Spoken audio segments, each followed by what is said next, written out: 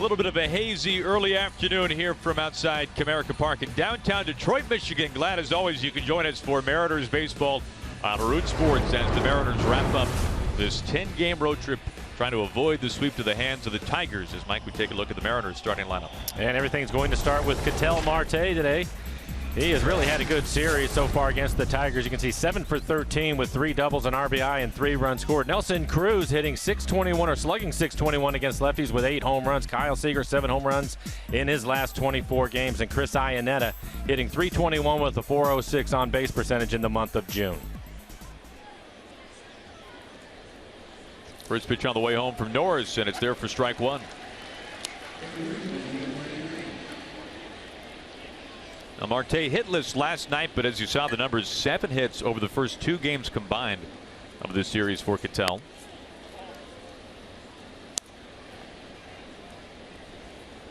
The Mariners have seen Norris very briefly out of the bullpen last year for just a short period of time, but this would be the first start for Daniel Norris against the Mariners. Just recalled today from AAA Toledo. Began the season on the disabled list. Today making just his 15th career major league start. He's had good numbers so far. Lifetime .384 ERA as a starter, granted, and about a half season's worth of work. And he has all the pitches. Again, his fastball 92 to 95. He likes his slider. Changeup has been very good for him, and also mix in a curveball. The 2-2 off the hands, and an easy play here. Saltalamacchia at first base. We saw him behind home in last night's game. And there is out number 1. See what Norris did last year. Had 13 starts, a .375 ERA, 3-2 record overall. In 60 innings, he had 45 strikeouts. He can get a little wild at times. 19 walks over the 60 innings. Opponents hitting .236 against him. We'll take a look at the defense. Andrew Romine, the utility player, getting his first start of the series in center field, as Aaron just mentioned. Saltalamacchia catching last night. He will be the first baseman. James McCann had last night off. He's going to do the catching. First pitch strike to Gutierrez.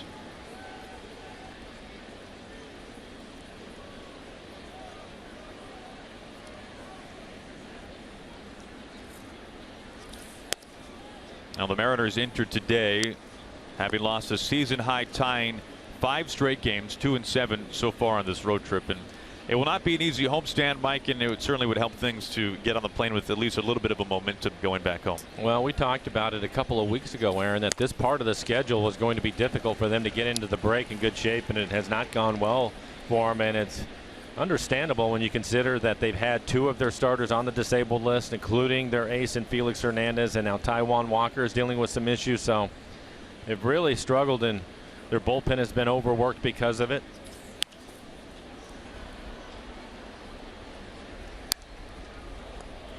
And you look at the road trip starting off in St. Pete. Mariners dropping 2 games out of 3 to the Rays, a team that mashes home runs with the best of them, and then going to Fenway Park over the weekend.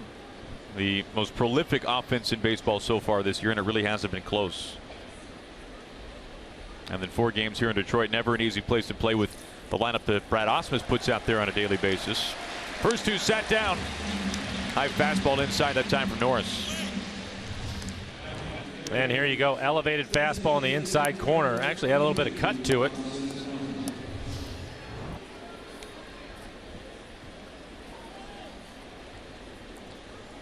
Two up, 2 down for Robinson Cano. Getting a little bit of a breather today, Mike.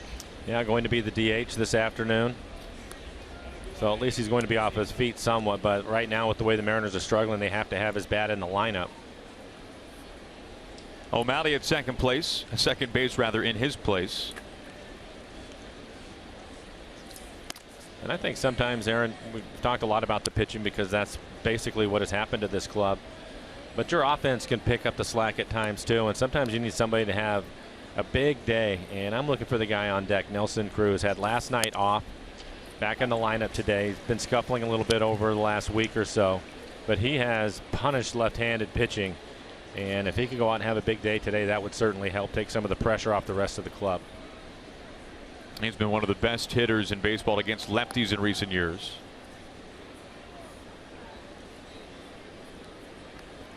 One ball and 1 strike to Robinson Cano with 2 outs and nobody on.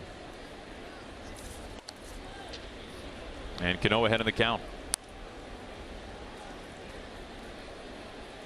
Now, we've mentioned it a number of times already in this series, but now for the Mariners, 10 of the last 13 games decided by no more than 2 runs, as Brad Ausmus has enjoyed the fruits of a 3-game winning streak all of a sudden. A lot of close games for the Mariners. Last night, the only run for the Mariners coming on a bases loaded hit by pitch. It was Martin who wore the bruise for that one.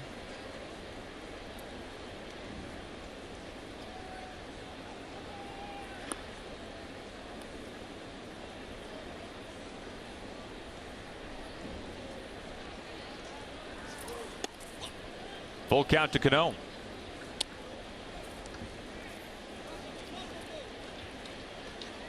Nelson on deck, back in right field today.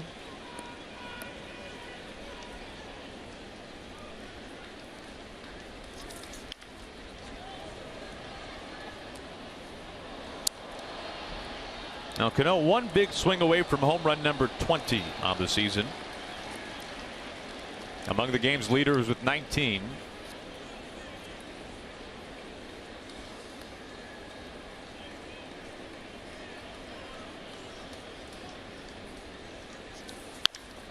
Shot to the gap in right center field, and Cano is aboard with 2 outs. Robbie digging in for second base, and he'll get in there standing. A 2-out double for Robinson Cano.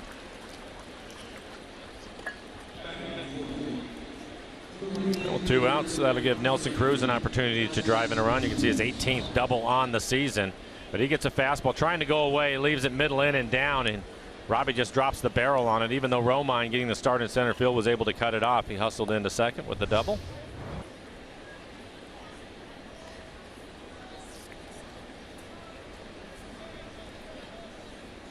So Cruz steps in, climbing .299, hitting .299 against lefties this season. Half of his home runs have come against southpaws. Goes after the first pitch and pops it up. Kinsler in shallow right, and that'll end the inning. Cano stranded at second base. We go to the bottom of the first inning. Adrian Sampson, the local product, coming on to pitch things for the Mariners today.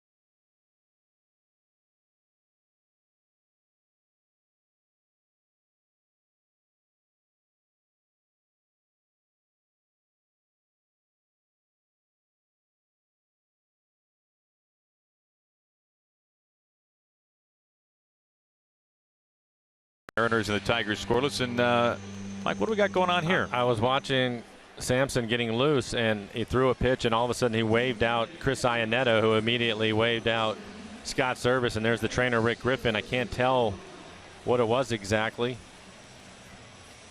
Looked like everything was normal. Mel Stottlemyre in the mix, and they're looking at his elbow.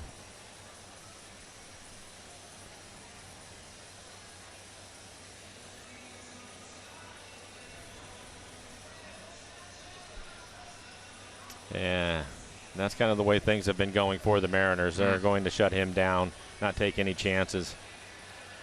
So he was getting ready for just his second major league start. He threw probably 4 or 5 warm-up pitches, and he waved out the catcher, Chris Iannetta. and Rick Griffin taking him off the field. Here's a look at the last couple of warm-up pitches he threw. And you can see him shaking his arm around a little bit. Hopefully he's just having some sort of forearm tightness and just wasn't able to get things loosened up. You can see him hop in the air right there, and that was it. So now Scott Service, another emergency decision for him, and it'll be Vidal Nuno is going to start this ball game. My goodness. Yeah. Not how we envisioned this one getting underway. We're coming right back.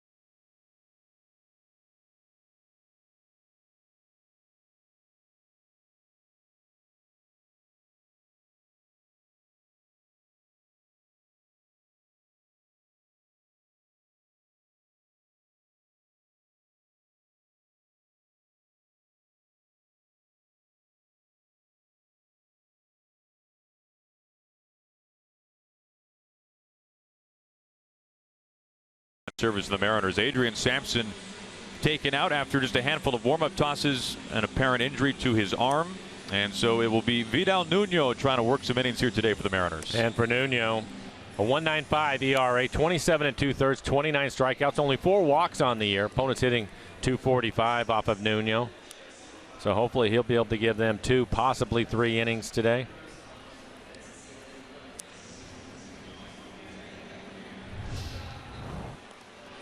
And then we'll take another look at Adrian Sampson as he was getting loose for the game. The last couple of pitches that he threw, and you can see him moving his arm right there. That seems more like a forearm situation to me, the way that he was moving the ball around. And then right there, something grabbed him, and he called out Iannetta immediately. And Iannetta, of course, brought out the rest of the crew. Walking off with head trainer Rick Griffin. And Nuno, who was, well, just enjoying an afternoon in the sunshine here in downtown Detroit about 3 minutes ago, is all of a sudden warmed up, lathered, and ready to go, Mike. And he'll be ready. The good news with him, he's a veteran guy, so this didn't bother him at all. He'll be ready to go. He's used to that in the pen. When the phone rings out there, he never knows if it's going to be him or not because he does so many different things for the Mariners. So hopefully ends up having a good start. See Kinsler's numbers against Nuno, the leadoff hitter for the Tigers. And we are underway in the bottom of the first with a strike. Well, an odd beginning to the series finale, to say the least. Good changeup from Nuno.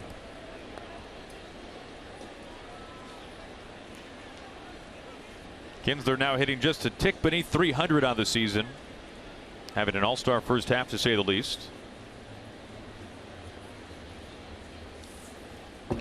Airmailed. Not close to make it 1-2.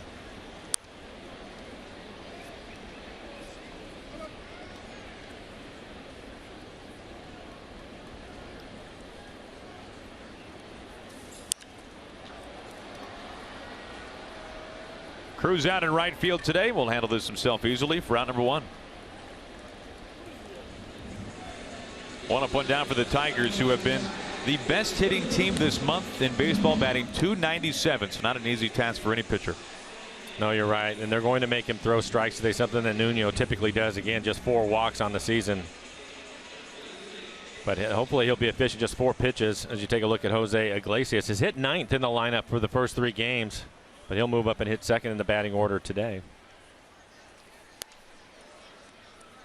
Strike 1 to Iglesias, batting 2nd after a season high 3 hits last night. We've seen him at the bottom of the order last couple of evenings.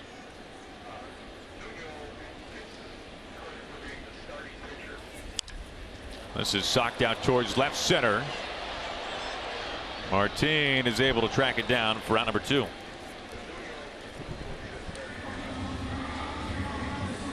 Two up, 2 down. That'll bring in Cabrera. Take a look at the defense for the Mariners. Franklin Gutierrez getting the start in left field. Nelson Cruz had yesterday off back in right field. Sean O'Malley, your second baseman. Cano, the DH. Lee at first base, and Chris Iannetta also had last night off. He will do the catching.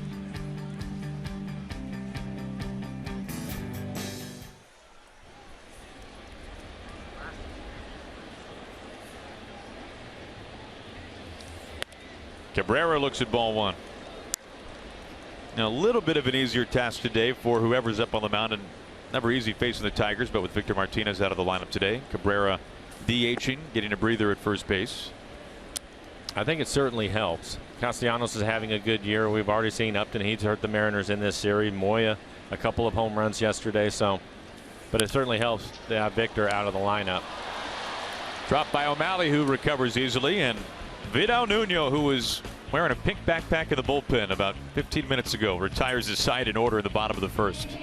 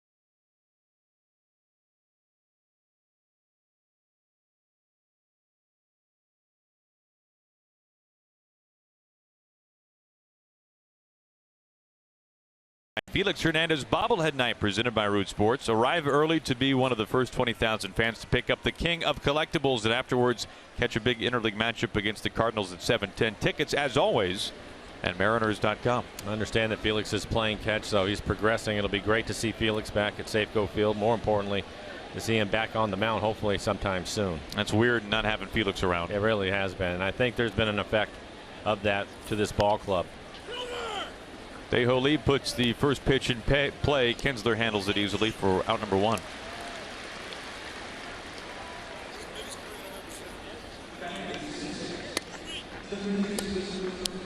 We were talking about it the other night when we saw Justin Verlander go in game 2 for the Tigers, as Seager will climb in, but the consistency for a guy like Verlander, and specifically for a guy like Felix as well. Only the 3rd time Felix has been on the disabled list in his career. Yeah, the guys, really, I think more than anything, obviously it's great to have Felix, but I was talking about it earlier. When you have Felix and you know that he's going to go every 5th day, we've talked a lot about the bullpen and the use of the bullpen. Yeah, Felix typically is going to go 7, 8, 9 innings out there.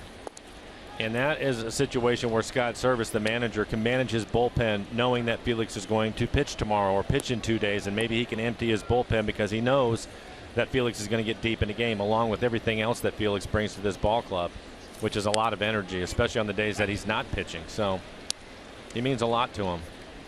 And I think on this road trip they've really felt the effects of not having him around. But the good news is he's getting healthier and working his way back. That is good news. Now ruled a strike to Seager, 1-2.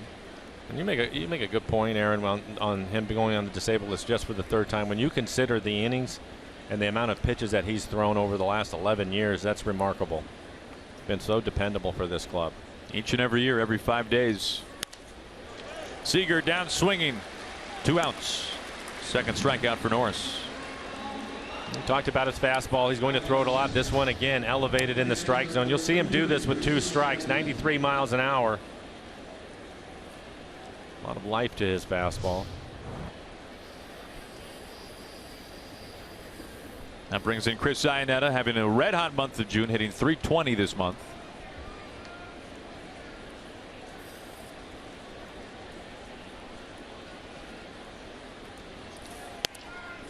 Stares at strike 1. A rare night off for Chris. Had last night off. I think that's something that we'll probably see a little more of as they move into the second half and things start to heat up.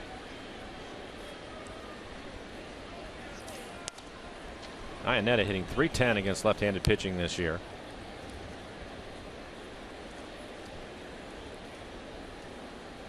Seems like every couple of weeks, if not more frequently than that, we hear Scott Servais talk about how big of an addition Chris Iannetta has been to this team, both behind the plate and certainly also at the plate as well. Scott Servais cannot speak highly enough about the contributions from Iannetta, coming off a down year with the Angels. Well, you mentioned it. It's something Chris was aware of in spring training, said he wanted to improve on that. You mentioned his numbers in the month, hitting .321. Also has an on-base percentage of over .400.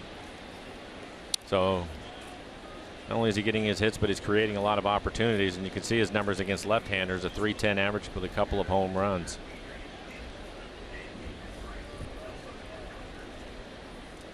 The 2-2. And it rings him up looking. Third strikeout for Norris, who retires the Mariners in order.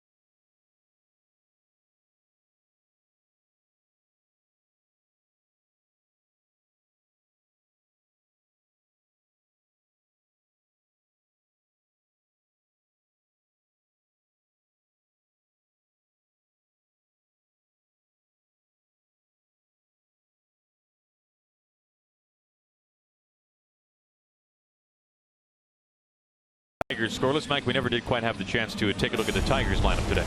No, you're right. And Iglesias, who had been hitting ninth in this series, he'll move up and hit second. Cabrera, the DH today. So Victor Martinez should certainly help the Mariners, is not in the lineup. And Steven Moya, 3 home runs in his last 3 games, including 2 in last night's ball game. The third baseman and cleanup hitter today, Nick Castellanos, leading things off.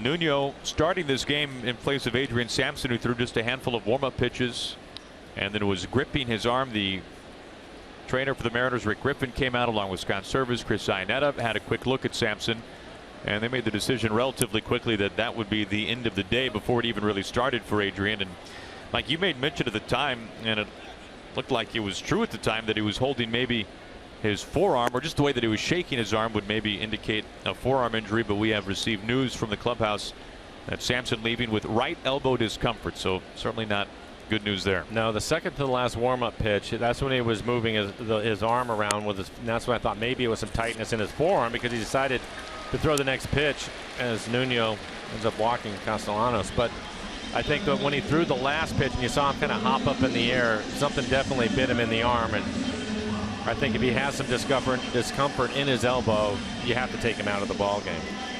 Can't take a chance with that. You cannot take a chance with his future at all. So they did the right thing. Nuno, oh well, 1-2-3 first inning, and he threw just 9 pitches. A walk to Castellanos to lead off the bottom of the second. Now looking at Justin Upton, who had his 11-game hitting streak snapped last night.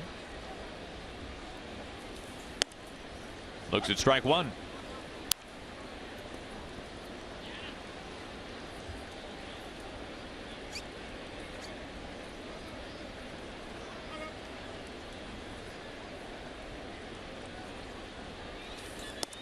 You know, Mike, we have praised Nuno from time to time with his role on this team ever since being acquired from the Diamondbacks last year. And if you're a major league reliever, let's face it, the closer is the guy who's going to get the attention, going to get the paycheck, the big contract as well. But every bullpen needs a guy like Nuno who can get you long innings, can also spot start when you need to, or have an emergency spot start. A half inning into the ball game, and his role with this team can easily be overlooked because of the innings in which the game that he pitches, but he's been a major contributor. Well, if you think about last year, he had a spot start, long relief, come in and get a left-hander out late in the ball game, just a variety of different things.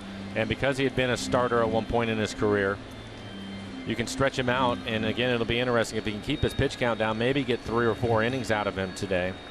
But you're right, every team has to have that guy, and he's been very effective in that role. So you're fortunate to have him. It didn't take him long to get loose for this game at all, or to get prepared. So hopefully he'll continue to throw strikes. He works fast. You're going to like that. We'll see him over an extended period of time today. But you're right, Aaron. They're invaluable, and they're rarely talked about. Now, to tell you how quickly he got warmed up, we were ready to take a break to give him more time to loosen up, and all of a sudden he was ready to go. He didn't have to. 2-2 to Upton. And I think one of the things to consider with all of this going on is somebody that you would normally see in this position would be Mike Montgomery, but he ended up pitching 3 1/3. Pitched really good baseball last night, but he will not be available today. Because normally you would think that if you have Nuno and Montgomery fresh, and you have the unfortunate situation like we have here today, that you could piece those two together and get the innings of a starter. Yeah, you could get 6-7 innings out of them. There goes Castellanos, and they're going to call a balk, and they will on Nuno.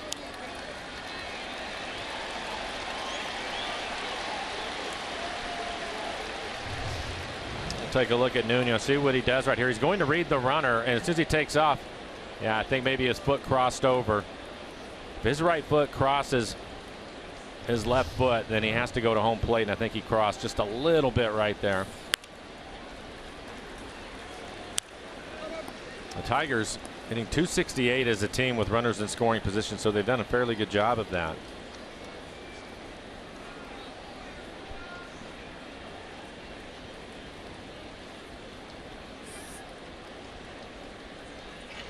Pitch number 8 to Upton. Out to center. Martin off the wall. Castellanos scores easily. And Upton, who had his 11-game hitting streak snapped last night, starts a new one here in the bottom of the second. An RBI double. 1-0 Tigers.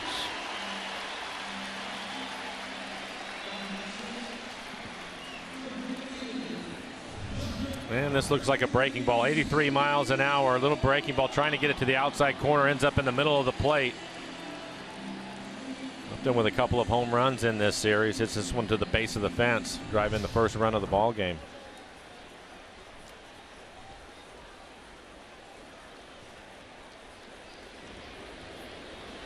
McCann on deck. Moya at the plate.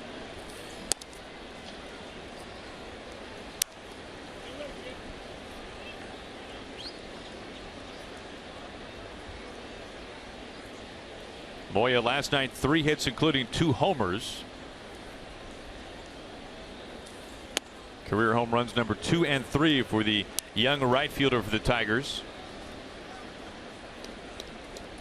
In fact, he now has 3 home runs in his last 3 games. His first home run going to right field, hit it in the tunnel. And then his second home run, he hit it into the Tigers bullpen. And this is cracked high to right. A run comes in. Moya digging for second base. Upton scores. Back-to-back run-scoring doubles. The first 3 men have reached here in the Tigers' second.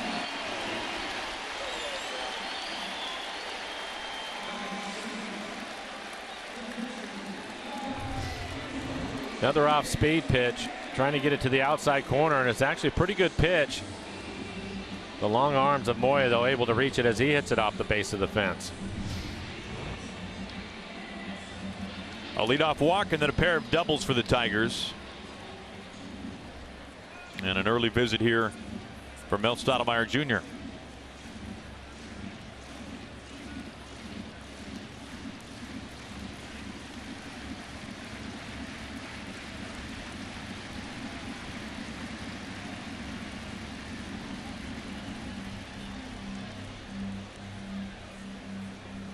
That'll bring in the catcher, James McCann. He had last night off. We saw Saltalamacchia behind home plate. So McCann getting a breather before a day game.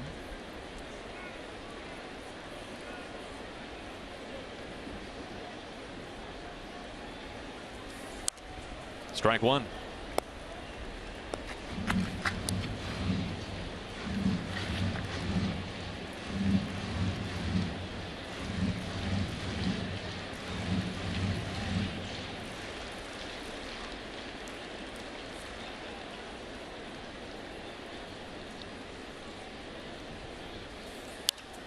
We've been talking at times about the Mariners rotation, how banged up it has been.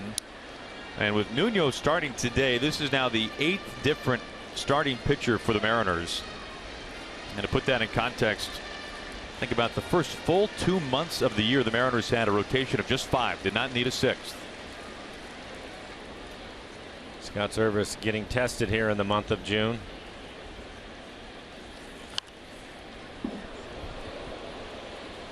Jerry Dipoto on the trip. He's had to make a number of changes, make some moves to try to help the club out, and might have to make a few more.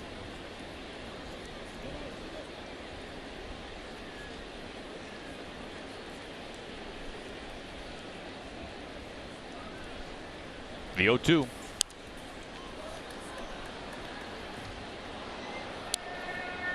It was on the first day of June where Paxton started in San Diego in place of Felix. So it really was the first 2 months to the day. Nuno looking to get the first out here of the Tigers' second.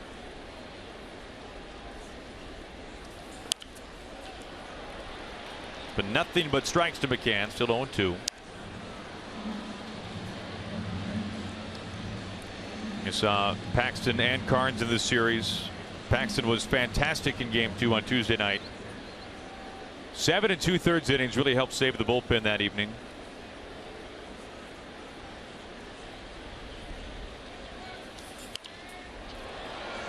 It's stiff but foul over towards left field.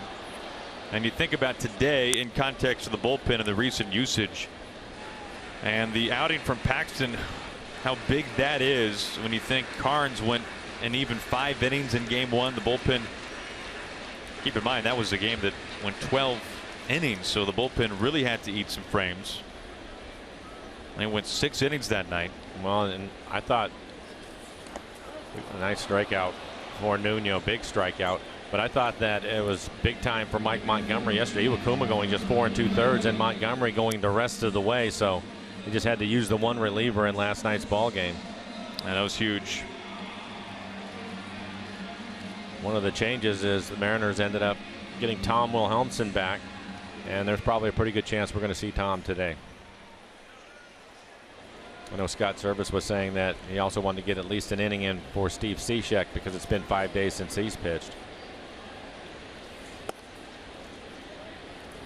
Ball 1 to Saltalamacchia today, getting the start at first base. Moya at second. He reached on the run scoring double. 2-0 Tigers.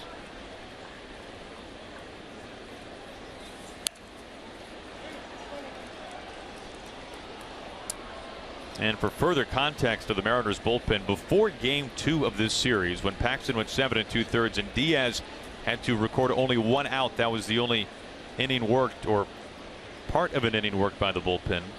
Mariners relievers had tallied over 27 innings in 7 games, the first 7 games of this road trip.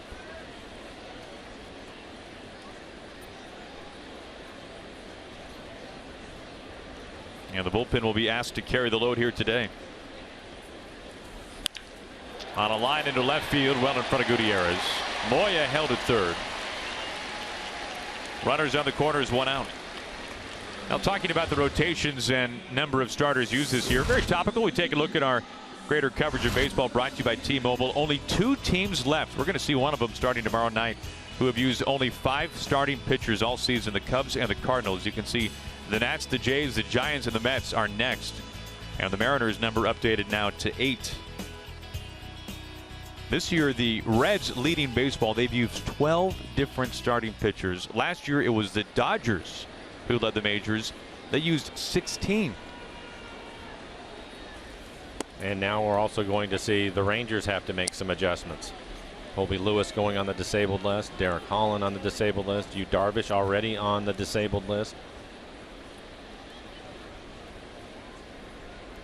Looks like they'll get A.J. Griffin to come off the DL relatively soon. Ball 1 to Andrew Romine, getting the start in center field today, batting 9th. Cameron Maben getting a breather. We have seen Romine in this series off the bench as a pinch runner. Tigers threatening runners on the corners, 1 out.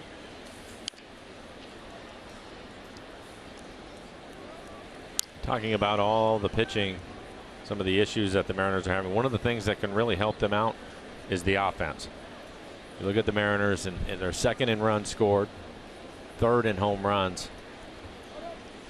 Go out and score a bunch of runs. Right to Dae-Ho Lee, and an easy stop on first base. I'll take care of 2 outs quickly. We go to the third.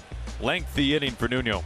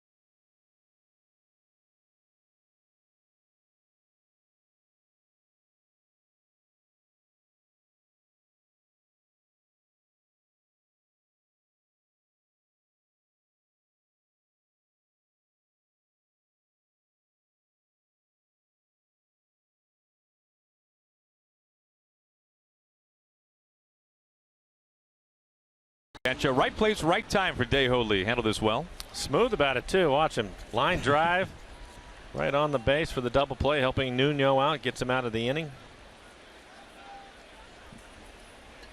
All in one motion. And Tigers threatening. They had runners on the corners with already 2 runs in and only 1 out.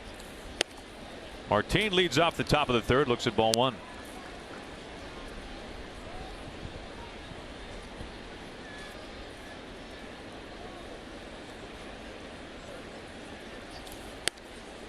That turned out to be a 30-pitch second inning for Nuno, so that double play ball really helping him out.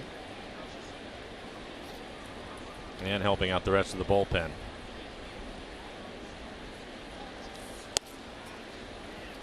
Thinking about a bunt, instead looking at strike one.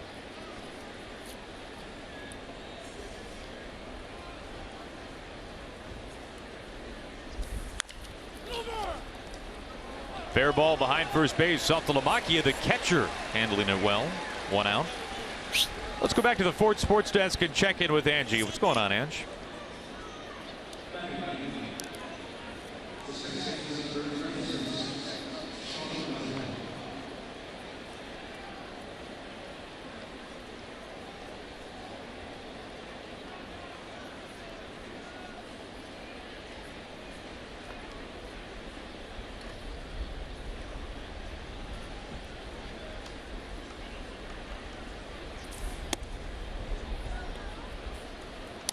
Okay, thank you, Angie. 1 out for Sean O'Malley.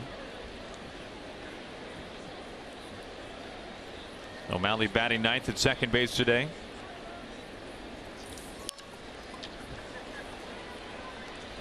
Soft fly ball into center. Romine coming a ways for it for round number 2. I'll go back to the first ball put in play here in this top of the 3rd inning. Martin at first base. And Mike, I'm curious at the time as to whether or not this might have been fair or foul, but there's a technicality here as to why this cannot. You can see Martin looking to the dugout saying maybe you should challenge that. Because the ball bounced, you cannot challenge it. And I think looking at the play right there from that angle, it looked as if the second bounce was in foul territory, but that was past the bag. So Joe West, the crew chief and umpire at first, thought it went over the front corner of the bag.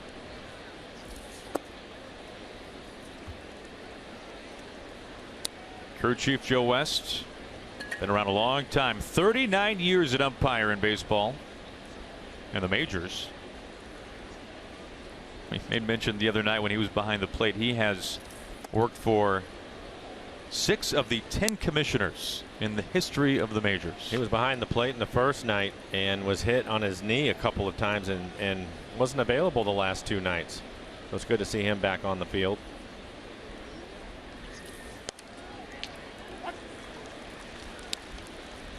Two and 1 to Marte.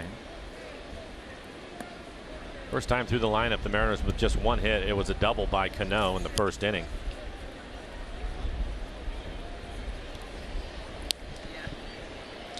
Norris, the 23-year-old lefty from Johnson City, Tennessee, which is a little bit closer to Charlotte than it is to Nashville.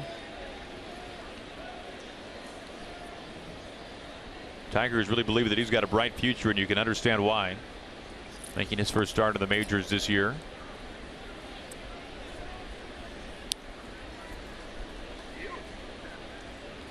Missing that time with the curveball. Full count to Marte. As Norris now faces the lineup the second time through. If Cattell can reach, it would be Gutierrez to bat next. Iglesias charging for out number 3.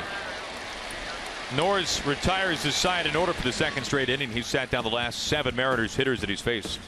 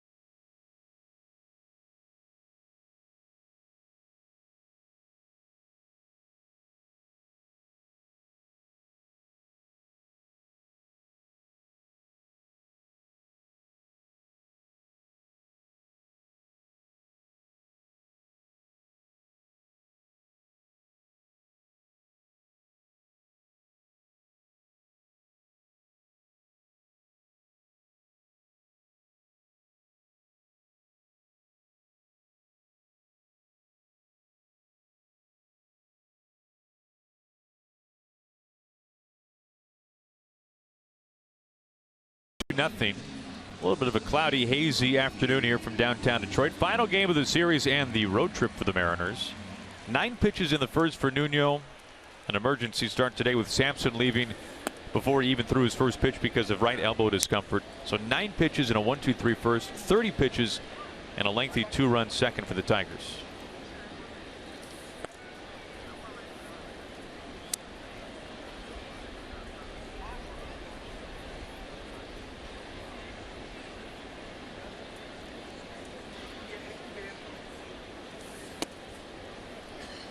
Kinsler gets ahead 3-0.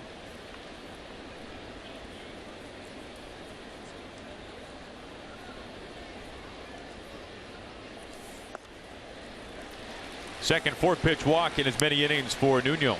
That's how we begin the bottom of the third. Well, it's always a fan favorite event at Safeco Field. As we take a look at our CenturyLink What's Next. Carlos Martinez, the fireballer for St. Louis, will get the start tomorrow. TBA for the Mariners, but it sure looks like all indications point towards Wade LeBlanc, just recently acquired by the Mariners, to start tomorrow night. That would be the 9th starter of the season for the Mariners. Iglesias right to Dae-Ho Lee. Well, we hope to see you at Safeco Field when the Mariners, or pardon me, when the Cardinals come to town. Turn back the clock night. The hands of time are going back to 1984 when the Mariners host the Cardinals this Saturday at 7:10. Both teams will wear retro uniforms, and the first 20,000 fans will score a retro cap. Tickets at mariners.com.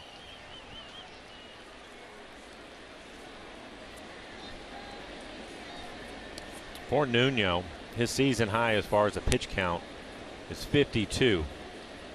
That was on the 12th of June against the Texas Rangers, and he is now at 44. So thinking maybe 60, 65, somewhere in there. It's like Diaz starting to get loose in the pen for the Mariners. There you go.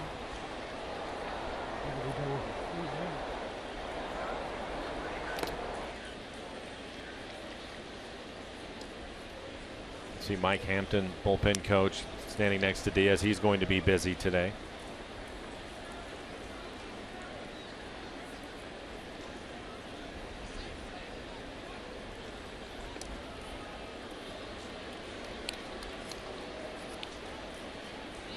Cabrera grounded out to second his first time up.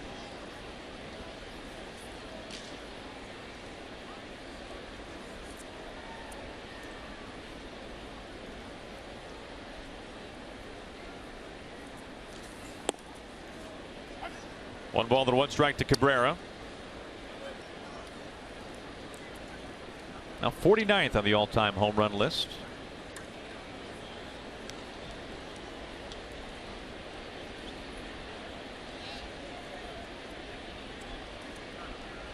In fact, his first home run many years ago in a Marlins uniform was a walk-off homer.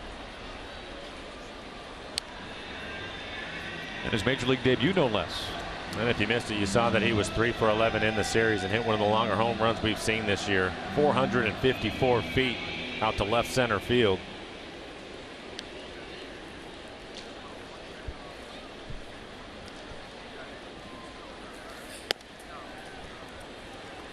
Talking to people who are around Cabrera all the time, Mike, and it's easy when you've got worldly talents like Cabrera does, but he is not a guy, it seems like, who looks at film at all. But when you have his swing and his hand-eye coordination, maybe film just gets in the way. And his approach at the plate.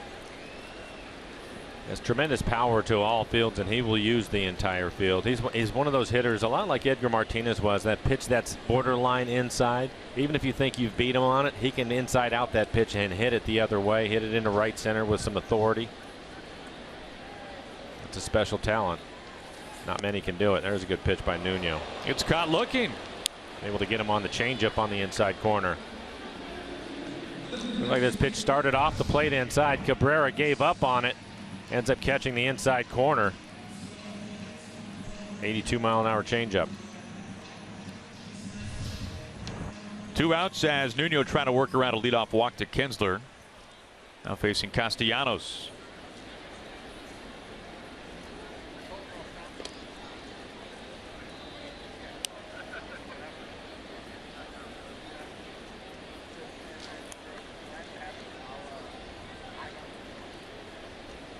Nuno now at 50 pitches, 28 strikes.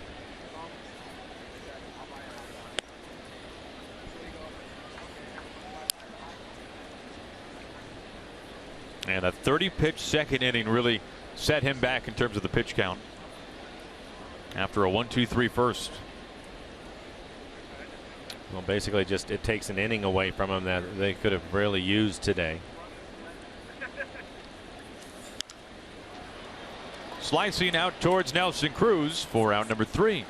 A leadoff walk. Kinsler stranded at first base. We're through 3 innings here in Detroit. Tigers lead 2-0.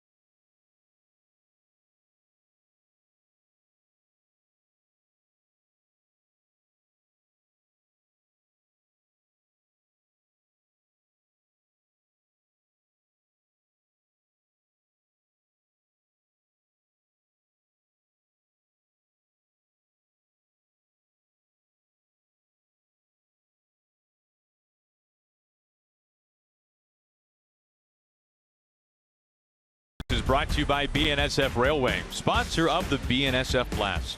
By Safeco Insurance, find a local agent at safeco.com. And by Steel, to find your local Steel dealer, just visit steeldealer.com. Glad to have you with us today as we start at the top of the 4th inning. Here from inside Comerica Park, Mariners and the Tigers, the series finale. Daniel Norris, today's starter for Detroit, back up on the mound. And his first pitch is strike to Gutierrez.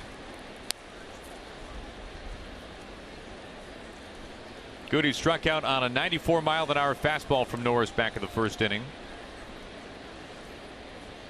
First time through the lineup, the Mariners with just 1 hit. Cano had a double off of Norris, and there's a lot to like about what we're seeing from him today. Good fastball. He's been 92 to 95 miles an hour. He's willing to elevate it at times. Missed with that last curveball. Also showing a pretty good slider. And he's faced just 1 over the minimum over the first 3 frames.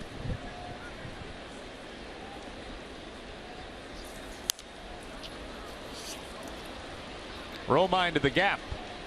And the Tigers center fielder makes the catch for out number 1.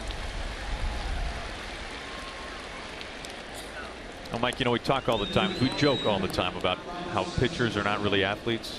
Right. Right. And I'm sure as a third baseman you would be part of that charge.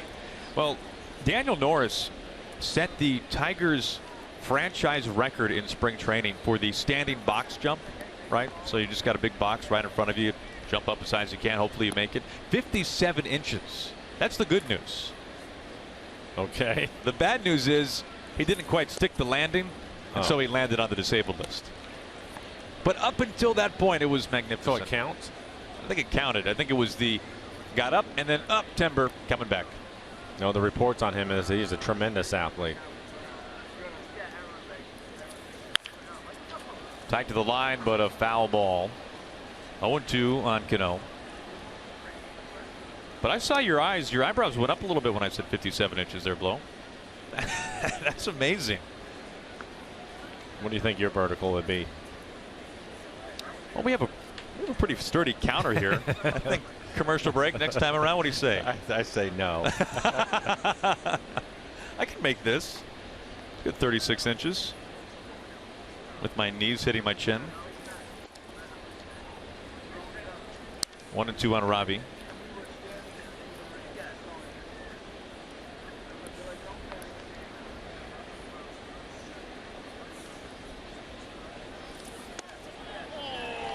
Not pleased. And he shouldn't be. That pitch is off the plate. By a pretty good amount, too. 2 up, 2 down. Oh, we sure hope you can stick around after the game for Mariners postgame presented by Delta Airlines with Angie and Val. And we will hear from Scott Service talking about Adrian Sampson, among other things, and Sampson having to leave early. Well, earlier than early. He left before throwing an actual pitch in this game. Injured during warm-up tosses with right elbow discomfort. So it has been Nuno in his place. Strike 1 to Cruz.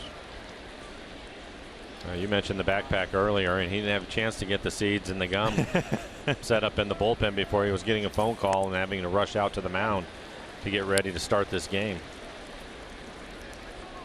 Meanwhile, Norris has settled into a rocking chair here, working very quickly.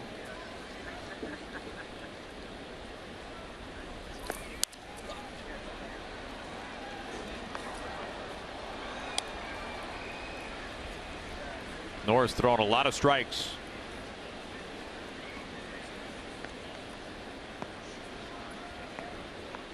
You can see 33 of 50 pitches. The 0-2. There's one of the misses. Last night we saw the Mariners' streak of 14 straight games with a home run come to an end. Longest streak of the year for the Mariners. One of the longest in baseball this year.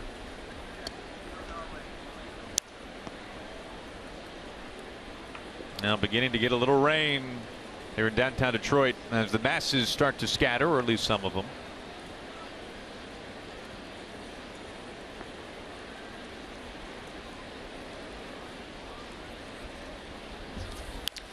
This is crushed out to left center field, and Nelson Cruz wallops a homer.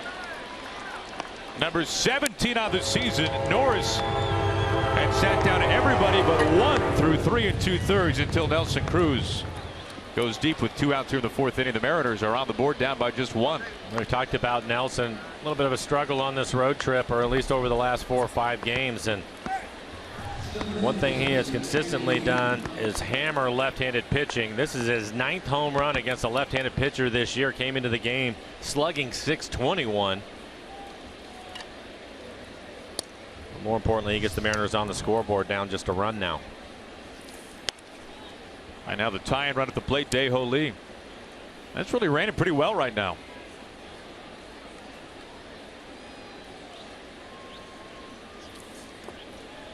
Curveball missing, 1 ball and 1 strike.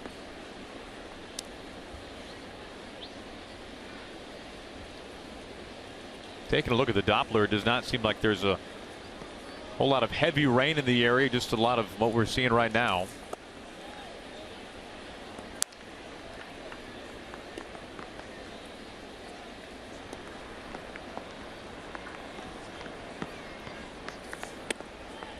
Lee ahead of the count, 3-1.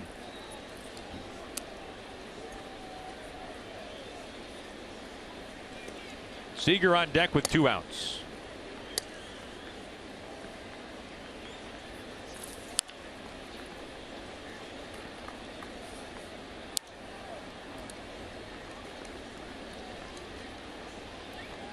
So 2 hits in this game so far for the Mariners, both for extra bases, Cano and Cruz. 428 feet. That ends the top of the 4th inning. But Nelson Cruz, going deep for the 17th time this season, has put the Mariners on the board down by just a run.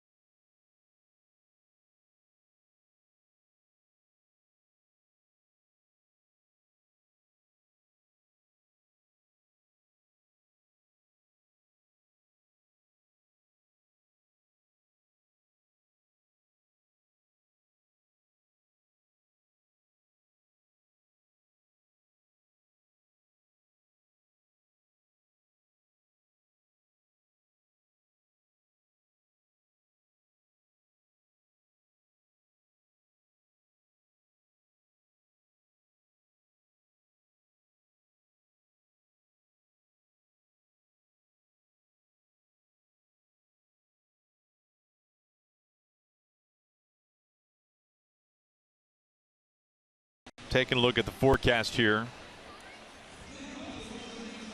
And it's still raining here in downtown Detroit. We take a look at our Geico this date in big league history. Go back to 2008. The King going deep. A grand slam off of his fellow countryman Johan Santana, who he would later pass for the most strikeouts by Venezuelan-born pitcher in Major League history. But first grand slam from an AL pitcher at the time since 1971. And I don't think Felix lets many people forget about that swing. As I think back, I believe it was the opposite way. It was. To right center field, showing some opposite field power. Upton leads off the bottom of the fourth.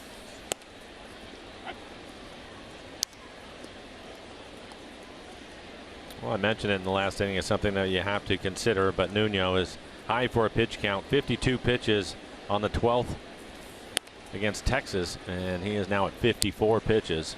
We saw Edwin Diaz up earlier in the ball game. It looks like he's going to start to get loose again. Ready to go. 2-1.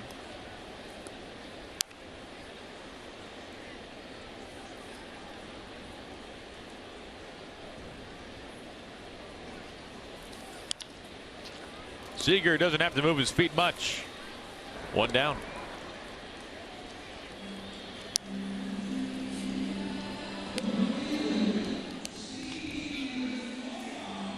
That'll bring in Steven Moya. I think it really will be up to Mel Stottlemyre and Scott Service to decide when they're going to take Nuno out, because I think if you were to ask him, he would just continue to pitch. Well, along those lines, when we've seen Nuno and his workload rise day to day to day, when he's pitched multiple times in 1 week and even consecutive days, it's pretty rare when we hear Scott Service say Vidal Nuno is unavailable today. That almost never is said. Right. So tomorrow he'll say, yeah, he'll be able to come in and get a hitter. 1-1 to Moya. An RBI double back in the second.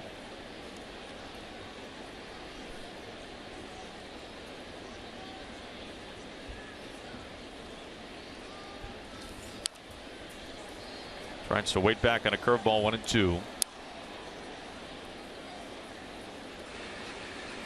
The other thing you have to like about Nuno is he gets the ball and he is right back on the mound ready to go. If you factor in starters and relievers, last season Nuno was in the top 10 in terms of pace of play, just how quickly he worked. That's carried over to this year. We asked him about that in spring training, as if asking if he was aware of that, if that was something intentional. We know that, for example, Wade Miley is very aware of how quickly he works, and it's something that he's done since college, he said. But Nuno said, I'm really not too aware, but it's just how I pitch.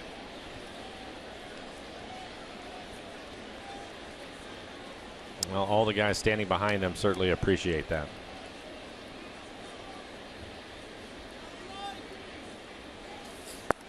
Full count. Simply helps you stay in the game better. Yeah.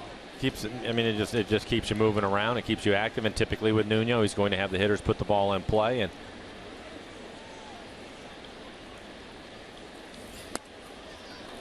third walk. 1 out and 1 on. That'll bring in the catcher James McCann. Well, 2 Father's Days are better than one. Join us Sunday for EQC's Second Chance Father's Day, when the first 10,000 dads take home barbecue tongs. They'll also take in a great interleague matchup between the Mariners and the Cardinals at 1:10. Tickets at mariners.com.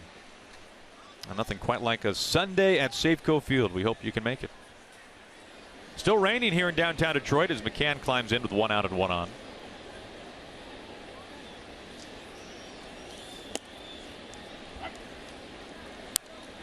Mike, we've talked before about, especially as an infielder, mentally how taxing thinking between every pitch is when you've got a runner on base, and what would happen if the ball is hit to your right, hit to your left, hit quickly, hit softly. And when you're talking about a guy who works quickly like Nuno does, I would think that even more than physically, not having that huge amount of mental downtime between pitches would be a major factor as well. right, because you're having to rethink it all the time if the pitcher is walking around and taking a long time.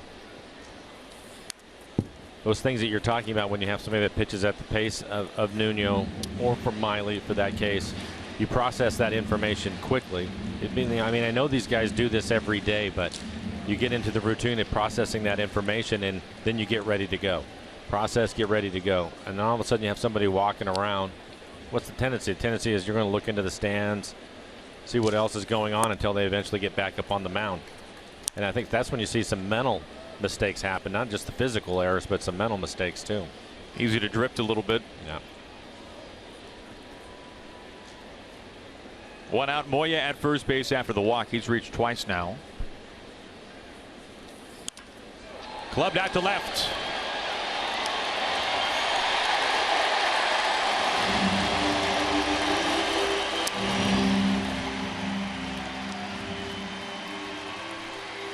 McCann's first hit today, a 2-run homer.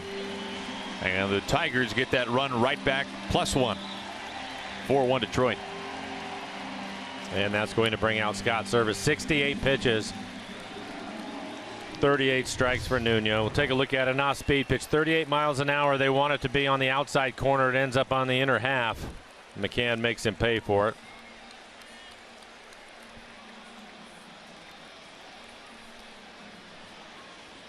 Edwin Diaz will come on here with the bases empty, 1 out in the bottom of the 4th inning.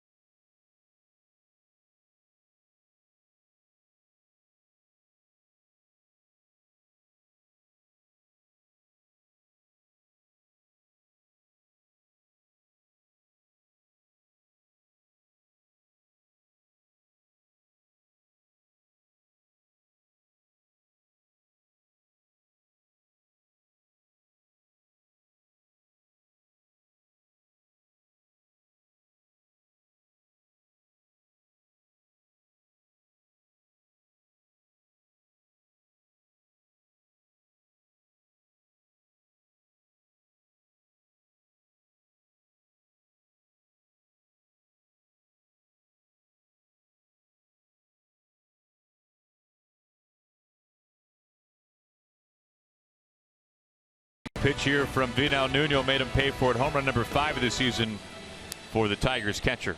And that knocked Nuno out of the ballgame. It brings in Edwin Diaz. For Diaz, this will be his 8th appearance on the year. A 2.25 ERA. 8 innings of work so far. 12 strikeouts. 4 walks. Opponents hitting .250. Good fastball. He'll be 92 to 97 miles an hour with a slider.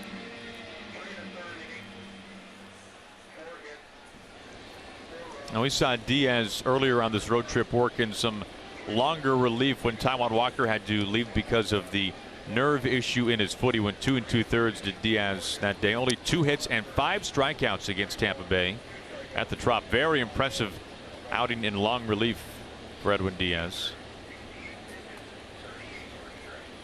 He'll be pitching for the 5th time on this road trip.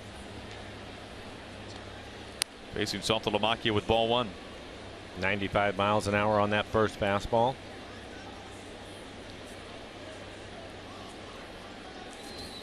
And I think Scott Service at this point would like to get 3 out of him.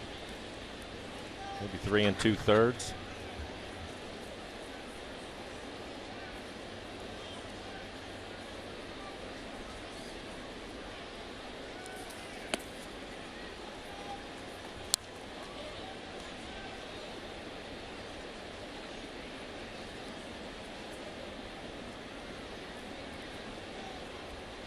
The 2-1.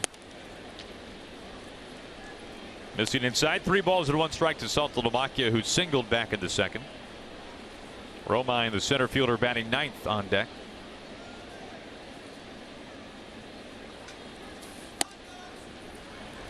A walk to Saltalamacchia, the second walk in this inning for the Tigers, the fourth that they have drawn in the first 4 innings.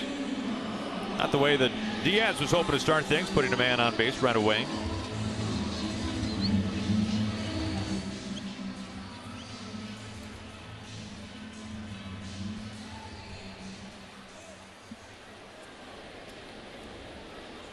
Romine lined into a double play at first base. His last at bat back in the second.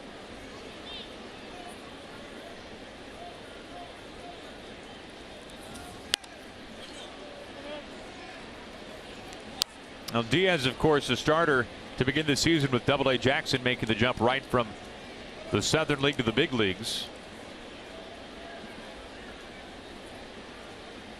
Eventually transitioned to the bullpen with the Generals, and now working out of the Mariners bullpen. 1-1 to Romine.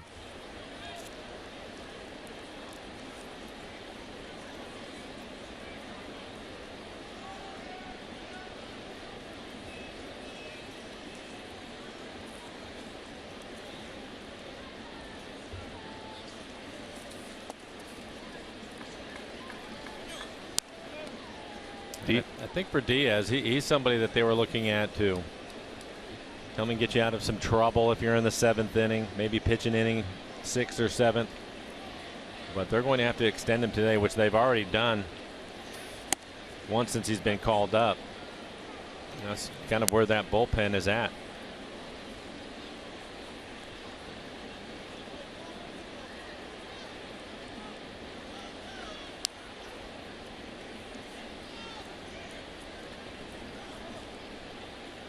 The 2-2.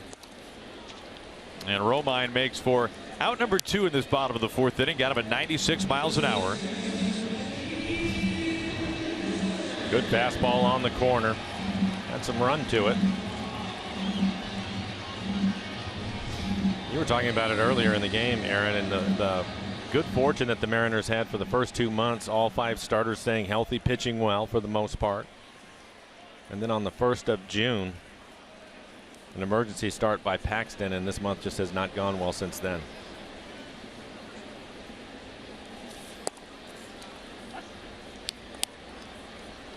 Really, in so many ways, for every team, it comes down to pitching, specifically starting pitching. How healthy and how effective.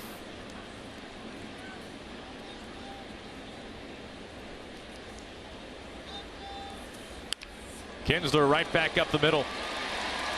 Sends Saltalamacchia into second base. He'll hold there. With 2 outs, Kinsler gets his first hit, his second time on base. And there are 2 on with 2 out.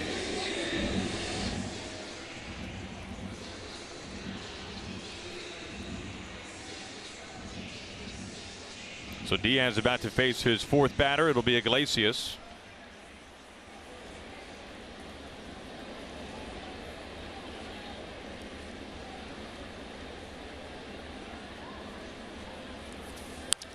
Going after the first pitch. Bouncer up the middle. Tough play. And O'Malley's got no throw. Goes to third base. Saltalamacchia able to dive back in safely. Everybody's safe. 2 outs and the base is full now. That will be an infield hit for Iglesias.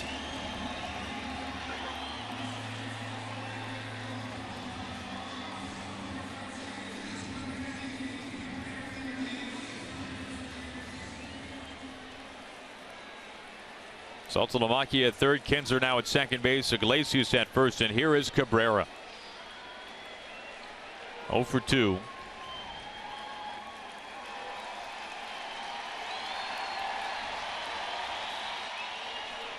Comes up and in. They check on the check swing rather, and he goes around for strike 1.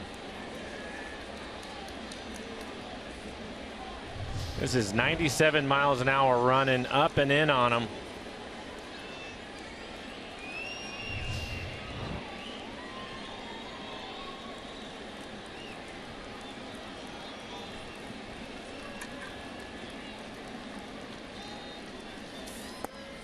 One and 1.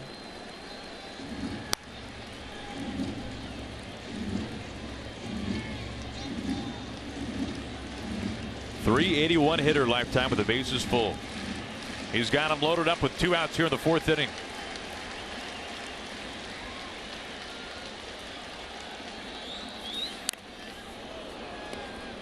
Nothing but heat so far, 1-2. And most pitchers are not going to get away with a pitch in that location against Cabrera, but because it's 96 with some movement on it, Diaz was able to get him to foul it back.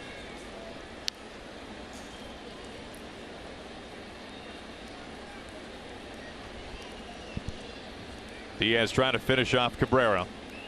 The 1-2, and he does. He gets him with the slider to leave the bases loaded. That is a huge strikeout for Edwin Diaz, who keeps this game manageable.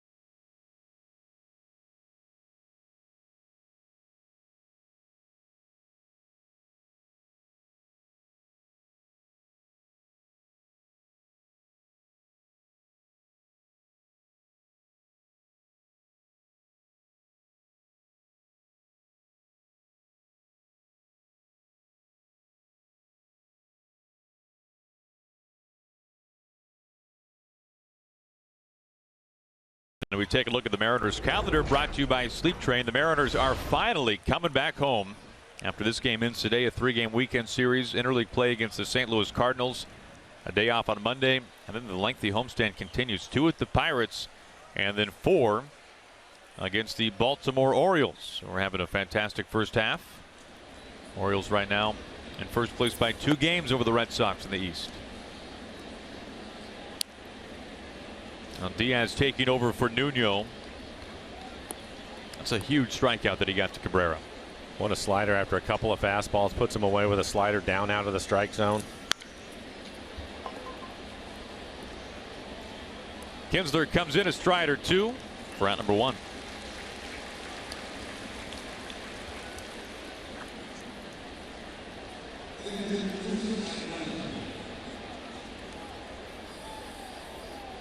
Now Norris 2 pitches to get Seager, now facing Chris Iannetta.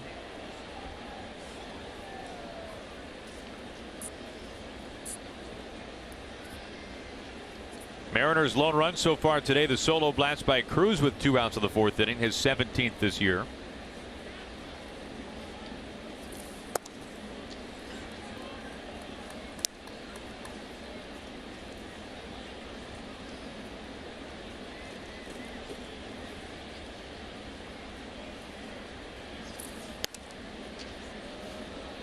Chris ahead 2-0.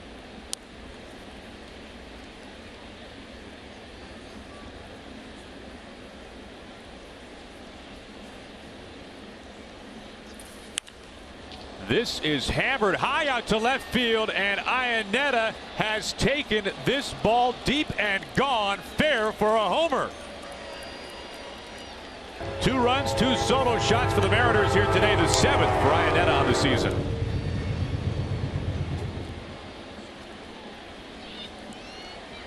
Well, he gets the count in his favor, 2-0. Cheats a little bit on a fastball.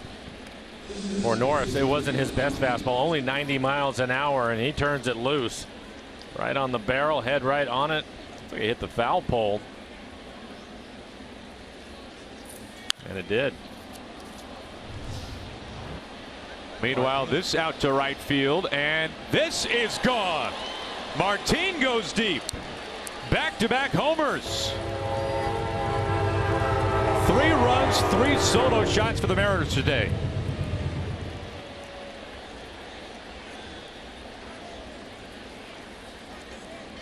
Suddenly within a run. Well, it was the fastball Iannetta hit out of the ballpark, and now an off-speed pitch, just 85 miles an hour. And Martin able to hit it out of the ballpark for his 11th home run on the year. We'll take a look at it. Little breaking ball, curveball in the middle of the plate.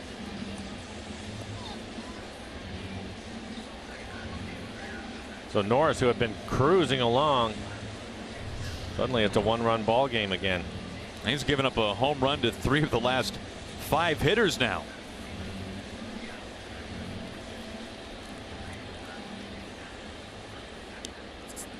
For Martin, I'm not sure he had all of it. Breeze blowing out to right certainly helped.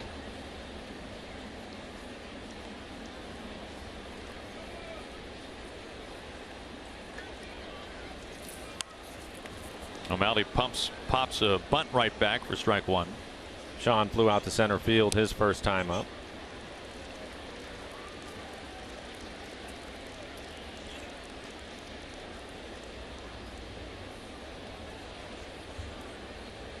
So Iannetta off the foul pole and left. Martin over the wall and right.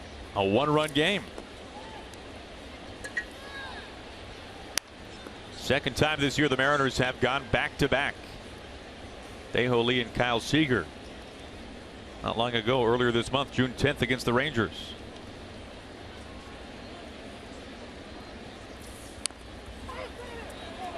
And hit him. 1-2.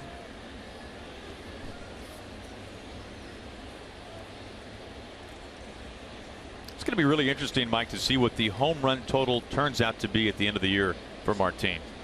You mentioned already a career high 11.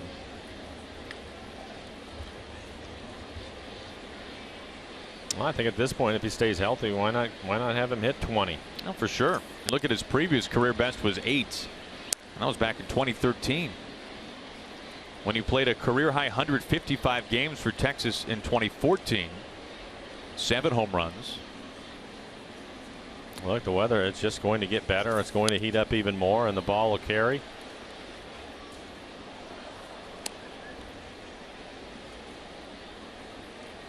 Right now, I think the hope is just get him to the All-Star break healthy, let him rest a little bit, and then come back with that hamstring back at full strength.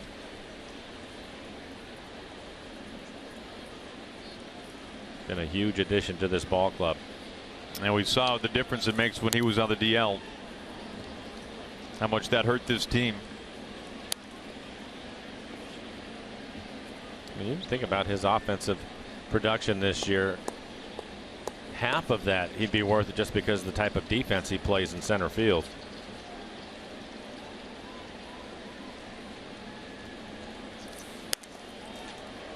Full count. O'Malley making him work. This will be the 8th pitch of the at bat as Marte waits on deck.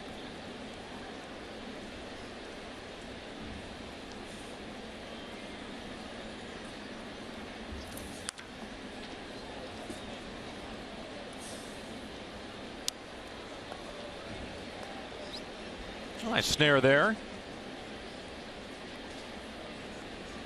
Yeah, that's the second hat catch I've seen down the left field line. He was ready for it.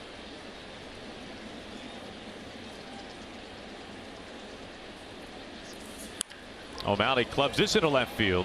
Upton having to go back for it. Can't get there in time. Right by the 345 marker. And O'Malley making a wide turn at second base. Back-to-back solo homers. Now O'Malley with a double. And what a good at bat. He had to fight his way back into the count. Ends up on the 9th pitch of the at bat. Hits a breaking ball down into the corner. Now the Tigers are getting guys moving around in their bullpen. 74 pitches so far for Norris. McCann going out to the mound to buy some time as they take the tarp off in the pen.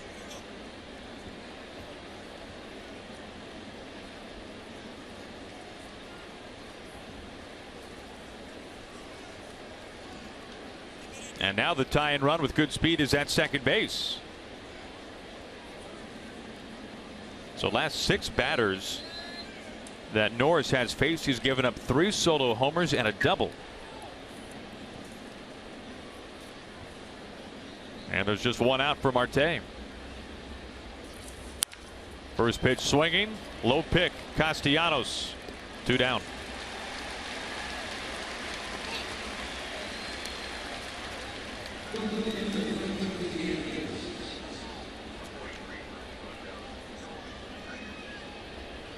Well, a reminder that this copyrighted telecast is presented by the Seattle Mariners. It may not be reproduced or retransmitted in any form. The accounts and descriptions of this game may not be disseminated without the express written consent of the Seattle Mariners.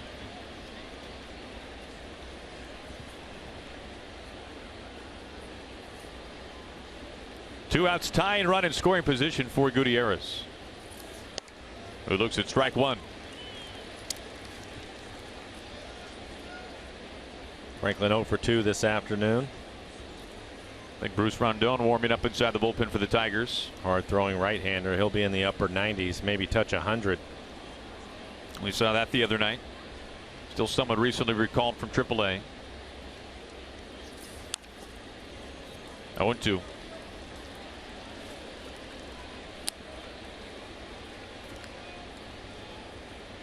And if Goody were to drive in the tying run here in the 5th, it would come on his first hit today. A strikeout and a fly ball out to center. Iannetta with a solo home run, then Martin right after him.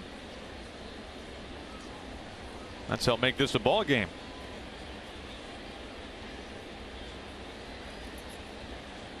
The 0-2. Softly in play, and a tough play. Barehand Castellanos has no throw. And the Mariners' 5th continues. Gutierrez an infield single. Runners on the corners.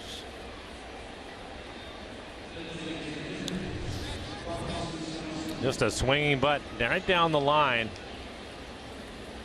Castellanos was playing deep. No play for him.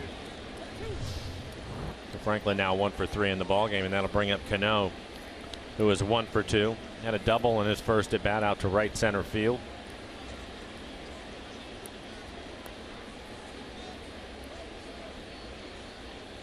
And we saw the Tigers have their best hitter at the plate, Cabrera, in the bottom of the 4th with 2 outs and the bases loaded. Cabrera struck out on a slider from Diaz, and here the Mariners have their best hitter at the plate with a chance to tie, if not take, the lead here in the 5th.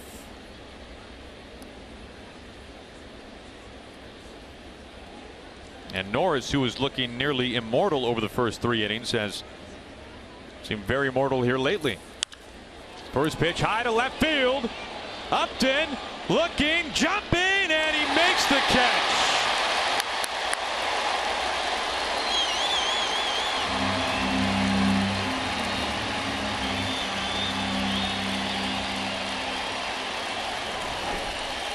This close.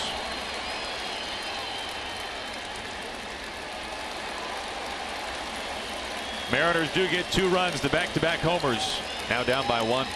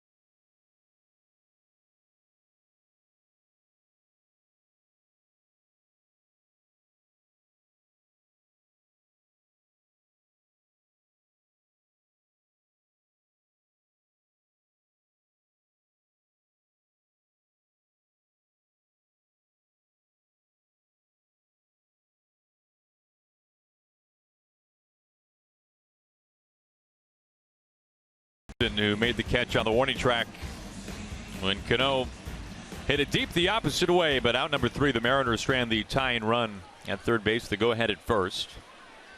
Castellanos leads off the last of the 5th, facing Edwin Diaz. Mariners will need to come from behind today to avoid a sweep.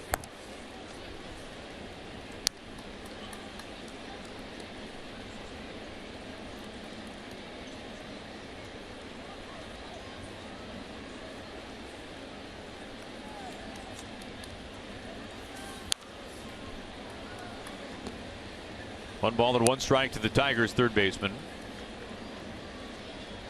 I think it was a little bit of bad luck for Cano. The wind blowing from left to right. I think it knocked it down a little bit. Otherwise, that ball probably ends up in the bullpen.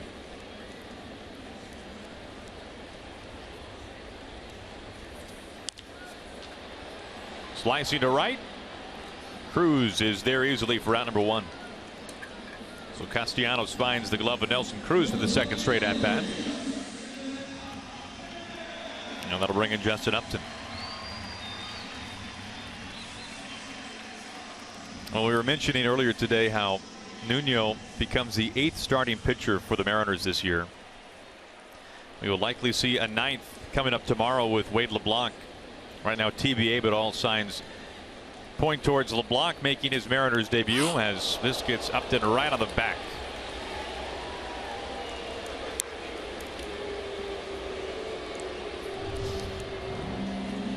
An off-speed pitch, and that's a changeup. 85 miles an hour. But Mike, I couldn't help but wonder, the most starting pitchers used by a team in a single season in Major League history, and you got to go back to 1915, the good old Philadelphia Athletics, Connie Mack's A's. They used 24 starting pitchers in one season. It was not a good year. They were 43 and 109. It's amazing that they had that many pitchers to run out there. And if you thought 1915 was bad for the A's, the following year was one of the worst teams ever in baseball history. They won 36 games the following year in 1916, but they used fewer starters, so some improvement at least in that category. Moya fouls the first pitch back.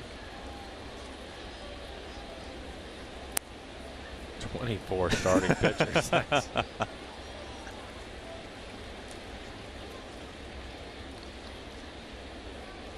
Tigers by a run, 2 runs in the second, 2 runs in the 4th. Well, let's hope for the Mariners as the guys get healthy. That number stays right where it's at. That's enough.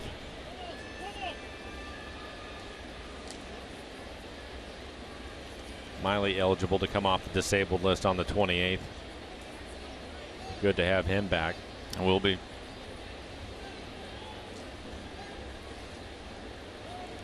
But we hear it every spring training from every general manager, and Jerry Dipoto is no exception. Starting pitching depth, you can't have enough of it. Just ask Connie Mack in 1915. We're not even to the All-Star break, and we were talking about it earlier, Aaron. There's only 2 teams that still have just used their original 5. Just 2. Cubs and Cardinals. In fact, the Reds have used a dozen starters this year.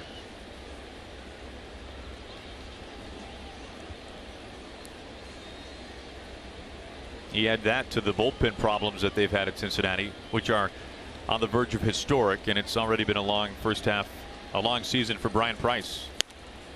1-2.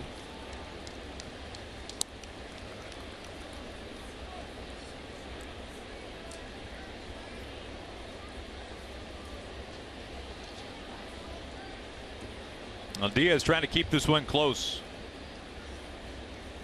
All 3 runs for the Mariners today coming on solo homers: Cruz, Iannetta, and Martin. Swinging strike. Moya retired. 2 down. 96 from the right arm of Diaz. Well, the 2016 MLB All-Star Game ballot is here. Head to Mariners.com to choose your hashtag ASG worthy stars like Robinson Cano and send them to the MLB All-Star Game presented by MasterCard on July 12th in San Diego. Vote today, vote tomorrow. Vote Cano at Mariners.com/vote.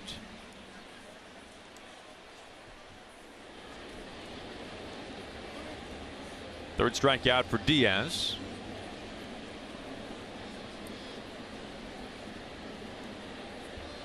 Here is McCann with 2 outs. McCann with a home run in his last at bat, his 5th on the year.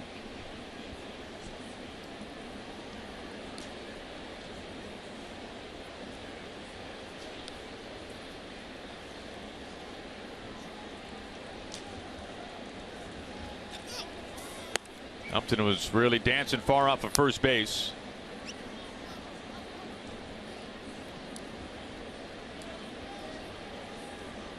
Of course, we saw David Ortiz steal second base against Diaz on Sunday. That was unreal. Do you think we saw the last stolen base of Big Papi's career? Probably. That was his second this year. Yeah, probably not. Think he's got another one in the tank? I think he'll try again. Got a standing ovation for that. He had 3 strides towards second base before Diaz even thought about throwing the ball to home.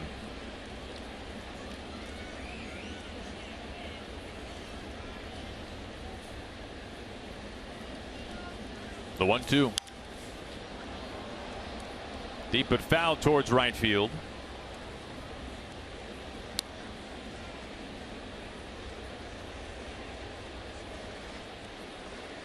David Ortiz recently saying that he wished he had not announced that this would be his final year, especially with as well as he has been playing and the Red Sox, causing a little bit of a distraction.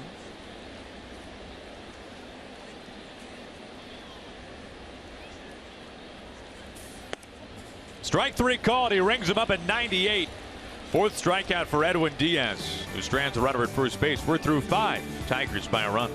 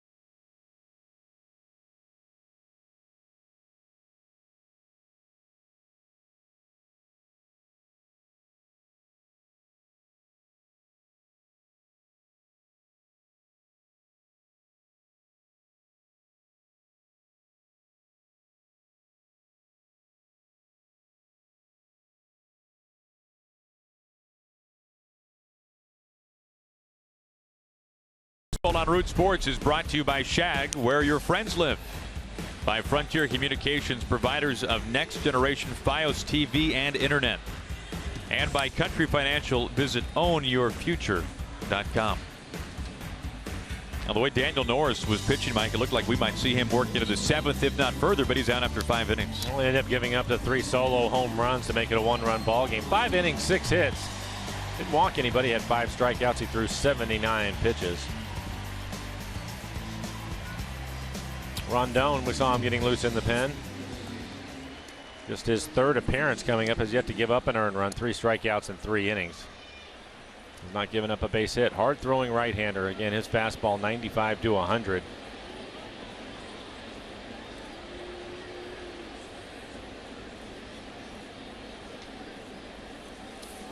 Cruz smacks this out to left field, and this game is tied. 2nd home run for Cruz in as many at-bats. I think the day off did him some good.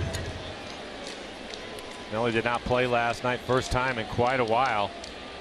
But he just turned around 98 miles an hour to welcome Rondon into the ball game.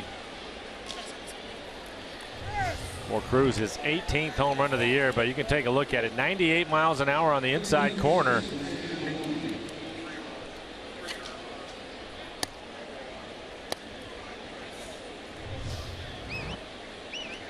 Crushed. Brand new ball game. 4 solo homers for the Mariners.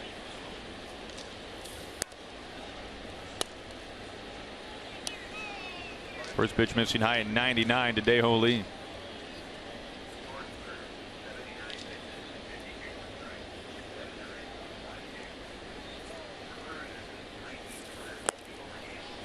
One and one. I'm guessing fastball ended up with a slider down and away.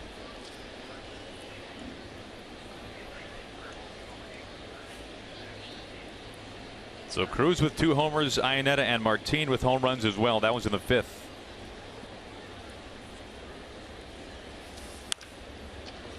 Kinsler back a few strides. Out number 1. Our CenturyLink what's next? Right now TBA for the Mariners, but it sure looks like it'll be Wade LeBlanc, recently acquired just the other day by Jerry DiPoto.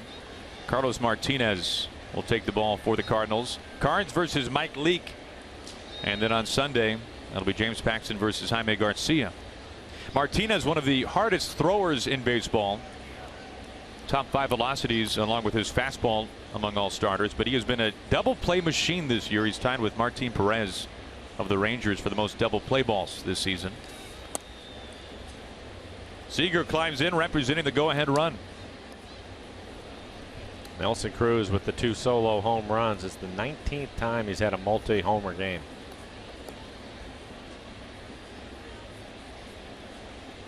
He came into today with 16. He's now got 18.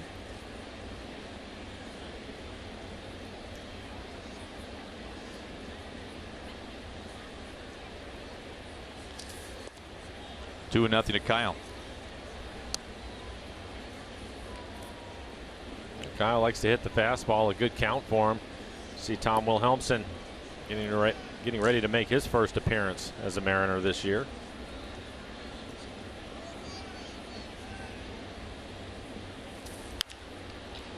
Seager high towards left. That slices out of play.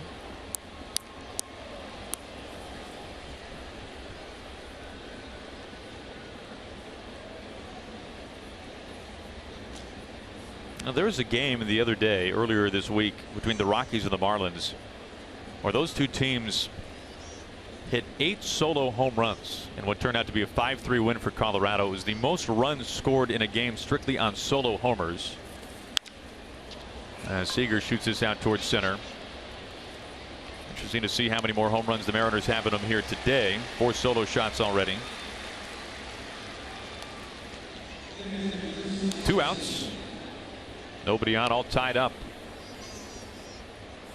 Now, right now the Mariners trailing Baltimore by just a handful along the top home run hitting teams in the majors. Blue Jays right behind them. Mariners and Baltimore a combined 220 home runs, and we're not at the break.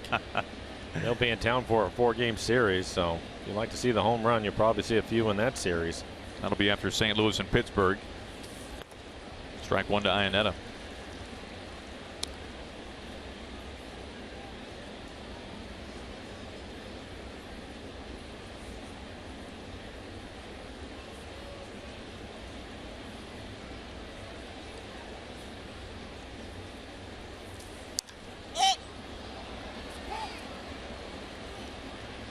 Easy pop up here to Kinsler to complete the inning. Cruz, however, on the first pitch of this top of the 6th, his 2nd homer, he has tied this game up at 4 apiece.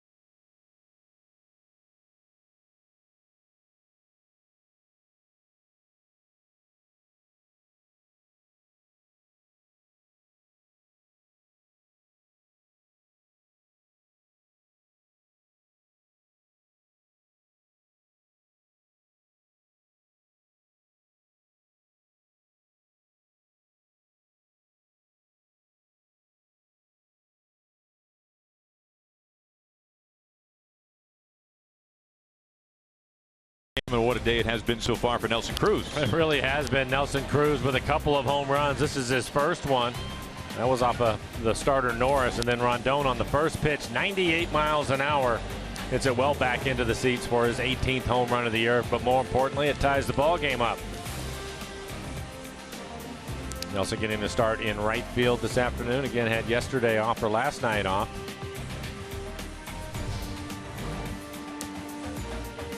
And before the game, Tom Wilhelmsen leading the bullpen through the dugout before the game, heading out to the bullpen.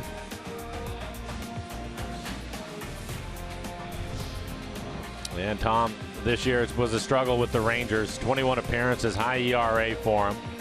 11 strikeouts and 21 1/3. We saw Tom a couple of times. His fastball command wasn't what we're used to seeing, and the league obviously taking advantage of that. So hopefully he has a good day today. Long conversation between him and Chris Iannetta before he got started. Found that to be interesting. You know, Chris, that whole me hitting you thing in April, that's behind us now, right? Good start for Tom Wilhelmsen. Trust me when I tell you that it is.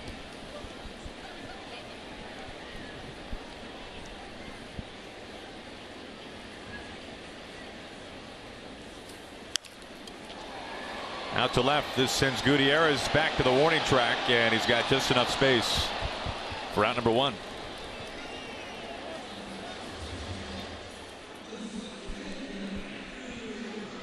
One up, one down on 2 pitches. That'll bring in Andrew Romine.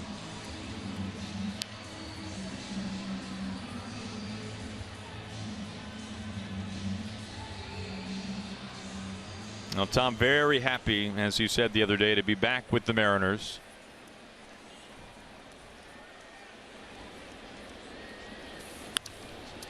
Up the middle for a base hit. 1 out and 1 on. The go-ahead run at first base. Well, just like their favorite big leaguers, your little leaguers can sport a pair of Mariners eye black stickers thanks to Aquafina. They're free to all kids on Sunday when the Mariners meet the Cardinals at 1:10. Get tickets at mariners.com. Tejo Lee with the real thing over at first base.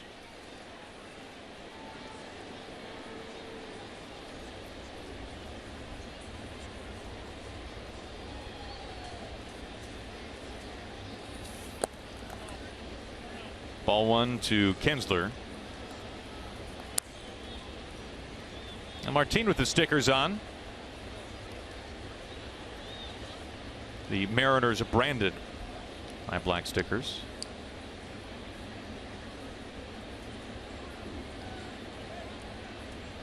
Kinsler a walk and a base hit today, also a fly ball out to right field. There goes Romine. The tag, not in time. Go ahead run in scoring position. 3rd steal this year for Romine. Taking advantage of the high leg kick from Tom. Iannetta trying to get rid of it quickly, but clearly late.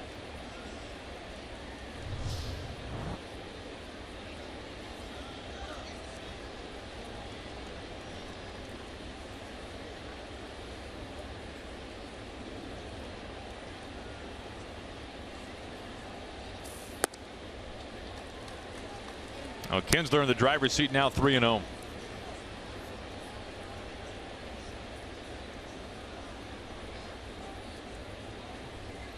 Iglesias swinging the bat well lately on deck.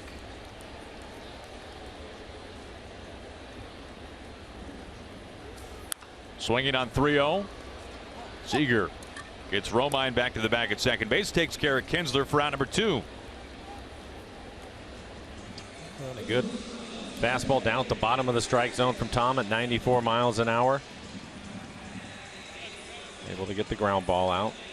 Really like to see him retire Iglesias. Cabrera coming out of the dugout. He's going to be on deck, and 0 for 3 so far this afternoon.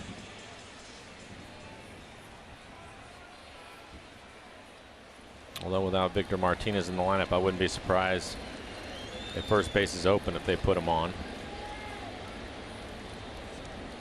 Iglesias, a season high 3 hits last night.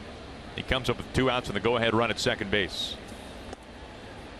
And he looks at ball 1.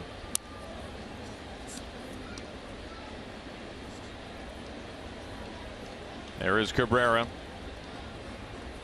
A couple of strikeouts this afternoon. And one looking.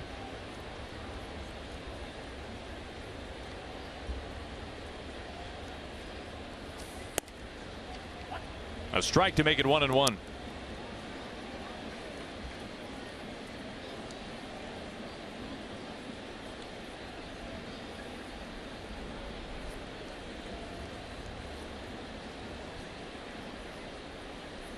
Romine a single and then a steal of second base.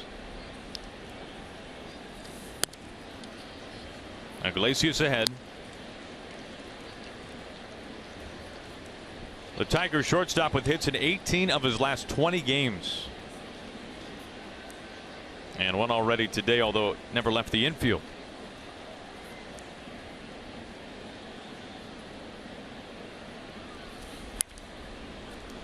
Squibbs it foul to make it 2-2. Well located breaking ball after a 94-mile-an-hour fastball.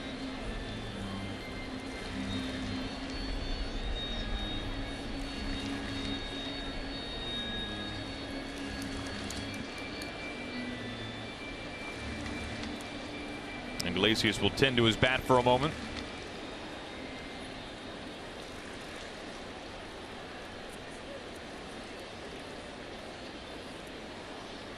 Well, at one point the Tigers led this game 4-0. Pardon me, 4-1.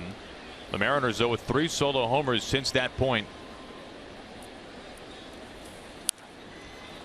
And a weak little pop-up over on the right side of the infield. O'Malley will handle it with 2 hands, and that will end the threat for the Tigers. In the bottom of the 6th, Wilhelmsen in his Mariners debut here in 2016 strands the go-ahead run at second.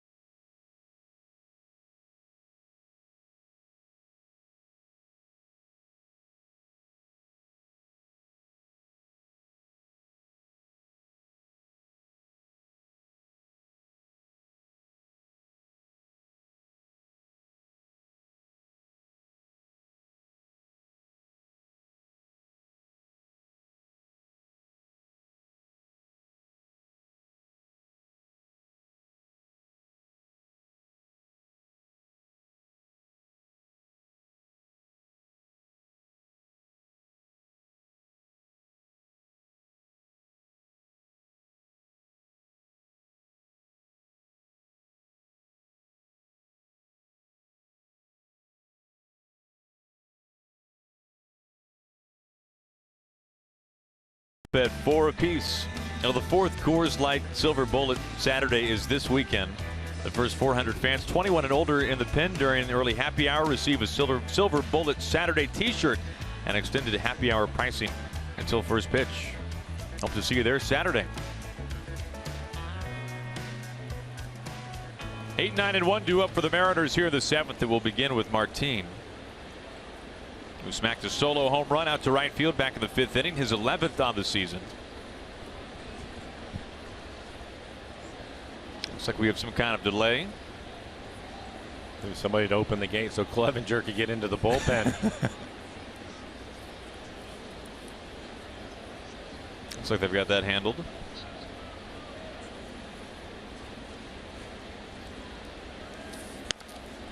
A swinging strike 1.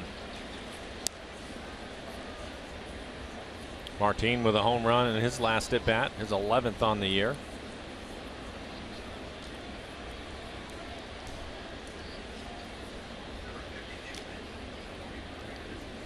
Time called. Nick Vincent getting loose for the Mariners.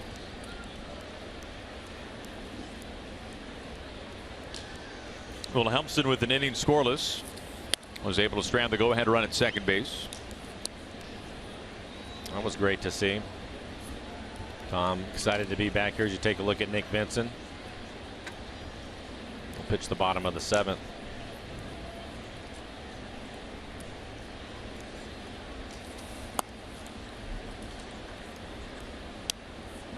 When I had heard that the Mariners signed Tom Wilhelmsen, people were asking me about it, and I said, you know, you look at the numbers and they're not good, but the stuff is still there, and pretty good job keeping the ball down in that last inning. I think if he can gain some confidence, he'll be able to help the guys out. And as we see Martin at the plate, of course, you can't help but think that those two traded for each other very early in the offseason, and you look back at that trade now. Wilhelmsen back with the Mariners. Patrick Kiblahan, who was one of the higher ranked prospects in the Mariners farm system, was dealt to John Daniels and the Rangers in that trade. Well, Kiblahan is now back in the Mariners organization. James Jones, the only guy left with Texas out of that trade. So that has been a fantastic trade in many ways for Jerry Dipoto.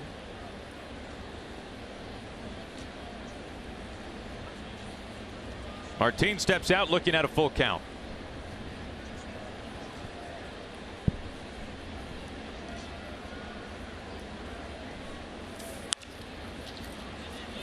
Iglesias chasing after this, but Upton coming in.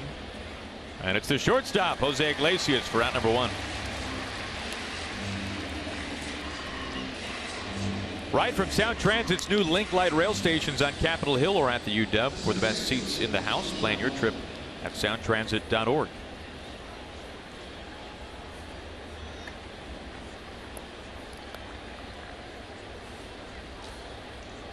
John O'Malley hitting 9th today, 1 for 2, had a double his last time up. Was stranded at third base as he goes after the first pitch. This will give Iglesias another workout, but this gets out of play foul. Rondon getting loose. That last fastball at 99 miles an hour.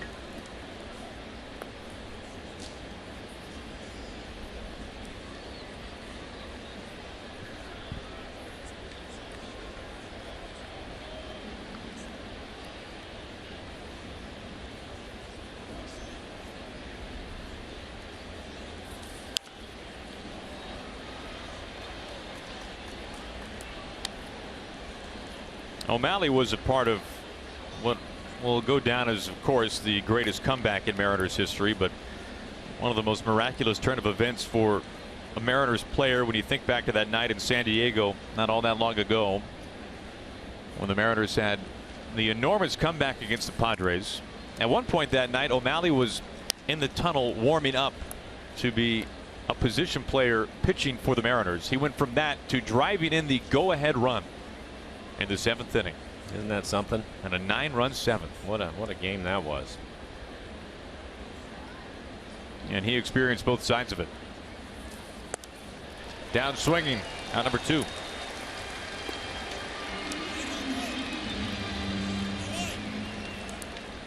First strikeout for Rondon since coming out of the bullpen in back of Daniel Norris. Alex Wilson warming up.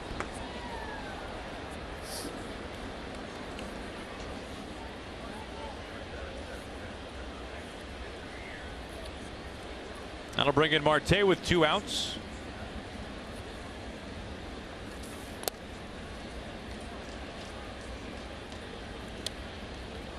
Now, at least what we have seen so far today and the score being tied, this has played right in line with recent Mariners games on this road trip.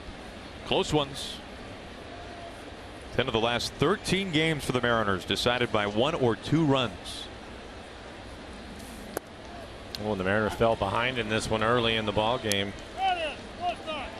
Sampson not able to go. Now Scott Service letting Andy Fletcher know that he's not pleased with his strike zone right now. Thought that last pitch was down. For the Mariners to get back into it, score some runs, hit some home runs. Seth Smith going to pinch hit for Franklin Gutierrez if Marte can reach. They've done that. I didn't know it was going to be 4 solo home runs, but take them. There's Seth. Gutierrez getting the start in left field, hitting second in the lineup. So Seth will get a chance.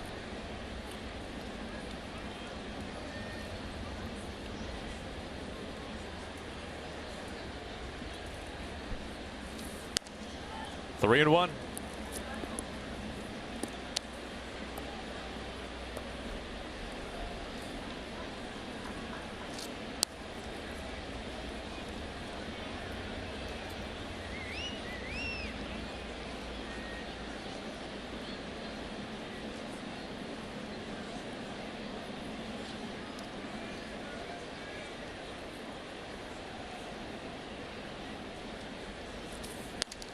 And Marte will reach first base and represent the go-ahead run for Seth Smith.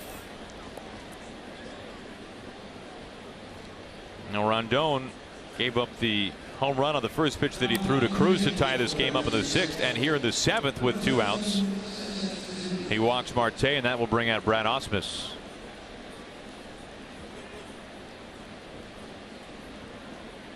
Alex Wilson getting ready in the bullpen. So we will have a pitching change with the Mariners putting Marte at first base in a tied game.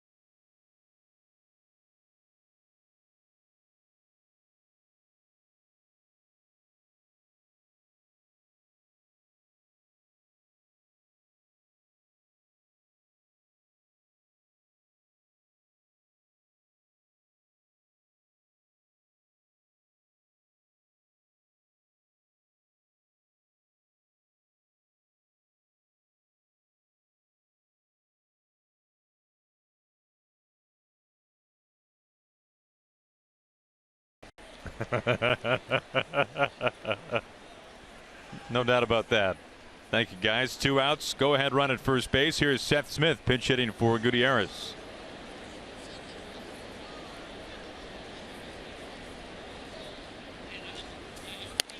Backs him up with ball 1. Alex Wilson, our new pitcher, taking over for Rondon, who could not finish off this top of the 7th.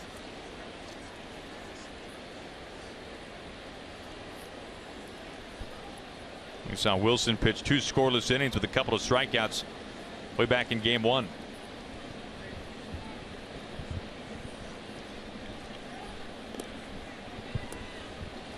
Now, there's no doubt Wilson has been one of the more reliable relievers for Brad Ausmus since the start of last season.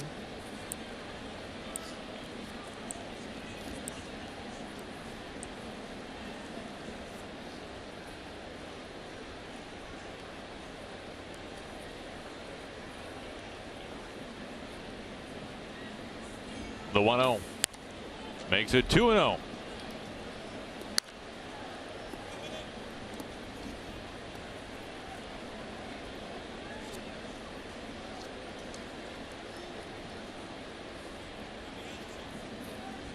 Now, lefties have hit Wilson for a pretty high average, 279.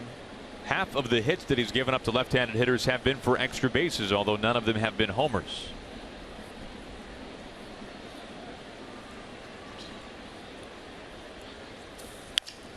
On a line to Saltalamacchia.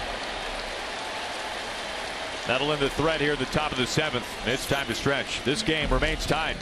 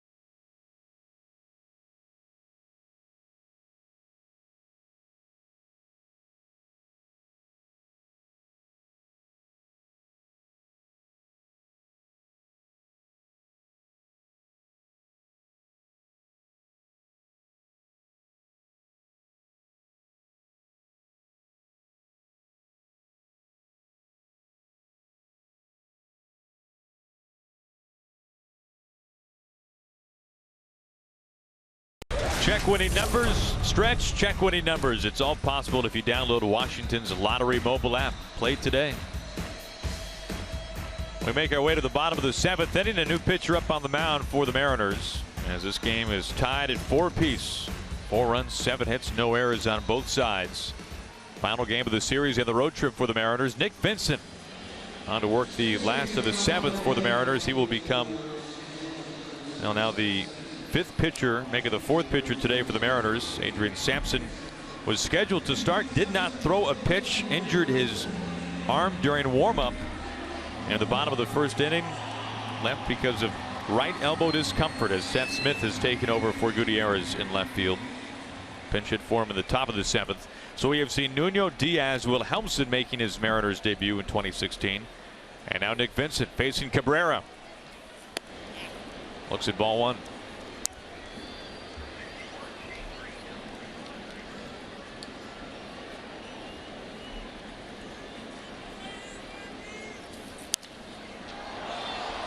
Towering fly ball out to right center field. Easy play for Martin, drifting in front of Cruz for out number 1. Good start for Vincent, as the Mariners as a staff have held Cabrera 0 for 4 now on the night. Around the afternoon, it'll bring in Castellanos.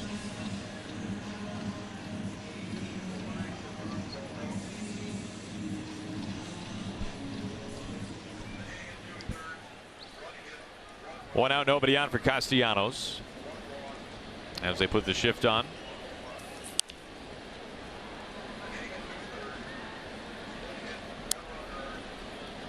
Now for the Tigers, it was 2 runs in the 2nd, a run scoring double by Moya, and before that a run scoring double by Upton, and then a 2-run shot by McCann in the 4th.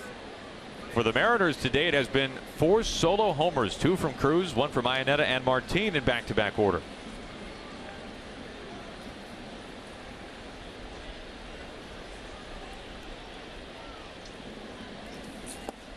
Oh, 0-2. Looking at the way this ball game is going, you'd really like to see the Mariners score early, because the last thing that they need after Sampson not being able to go right at the start of the game is extra innings. Already had a couple of extra inning games on this road trip,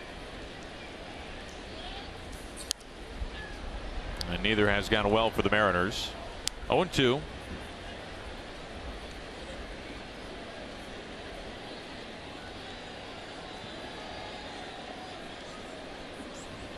Adrian Sampson, as we mentioned, leaving before this game, the bottom of the 1st at least, even got started. with the right elbow discomfort, still in the dugout.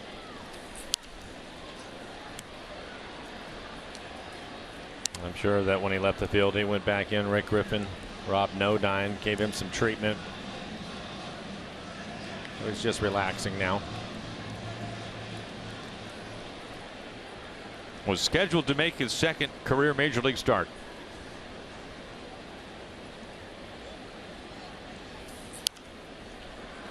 Nothing but strikes to Castellanos.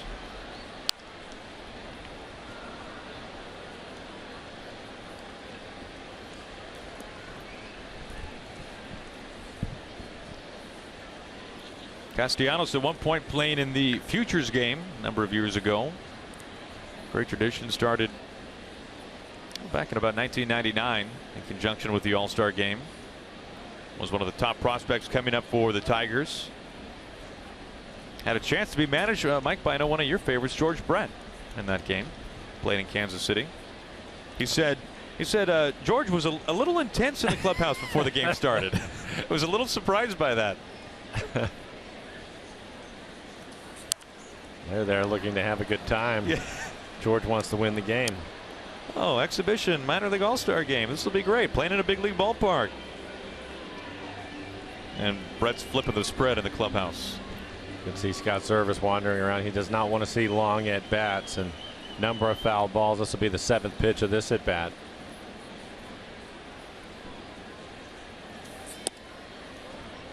And the first ball.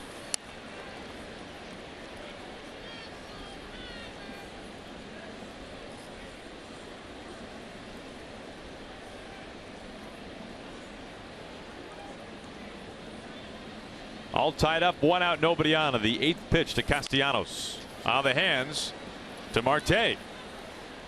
And a low stretch there by Lee. 2 outs. First 2 men retired. Well, thank you, fans, for being true to the blue. Now get ready to spend your 4th of July weekend at Safeco Field, being true to the red, white, and blue. Following the game on Friday, July 1st, enjoy a spectacular patriotic-themed fireworks show courtesy of Root Sports. Tickets at Mariners.com.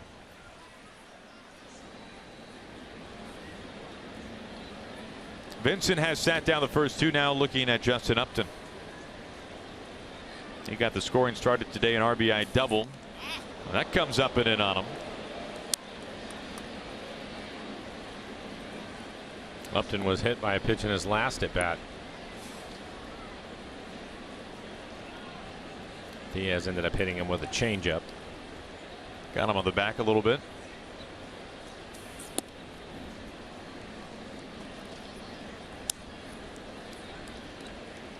Borderline pitch there, ruled a ball. 2-0.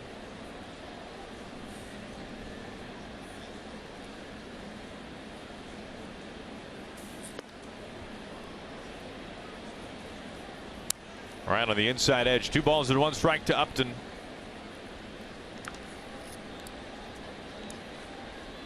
Oh, he had some rain earlier. And even though some clouds still above, the skies have cleared, at least in terms of the precipitation. It's turned out to be a nice day. Been a little cloudy all day long and very breezy. Some blue sky overhead.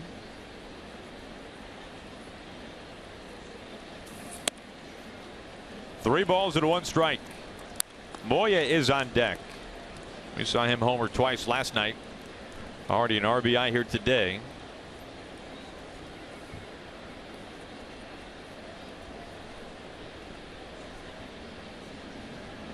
Here comes the 3-1 and a full count.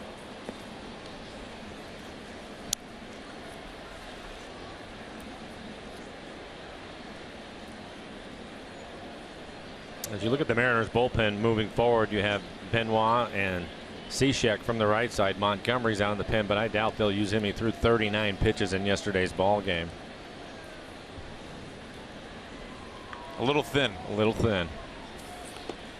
A 2-out walk.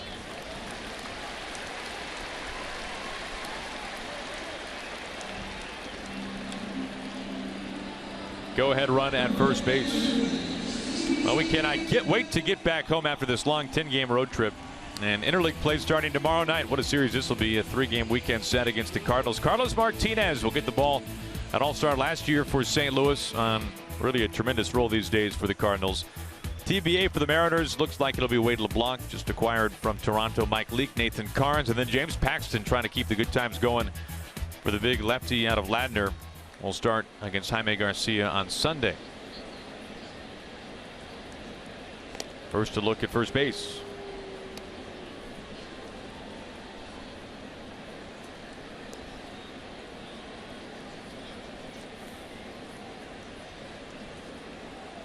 Moya having a fine series.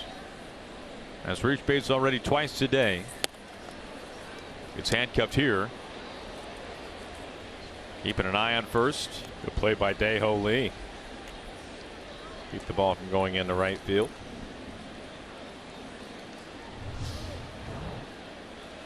Take a look at him. Started to go back to, thought there was going to be a play at first and had to change directions.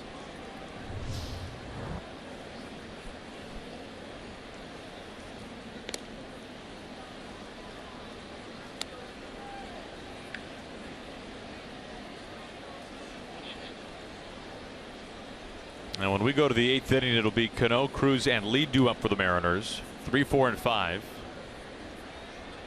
As the sun has really come out here all of a sudden. 0-2. A pitch up out of the zone.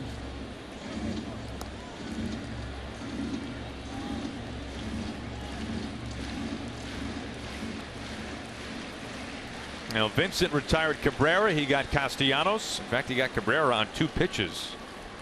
But then a 2-out walk to Upton, the go-ahead run at first base. And there he goes. Huge jump. No chance.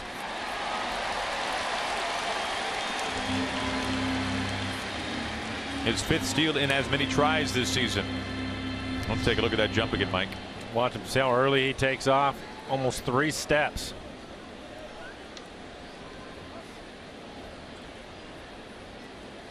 Early a slide for good measure. That's it. Go ahead run for the Tigers in scoring position with 2 outs. And a 1-2 count now to Moya. Off the hands, he pops it up, but this gets over the screen. Still 1-2. Tigers are 4 for 9 this afternoon with runners in scoring position. Came into the game hitting .268 as a team.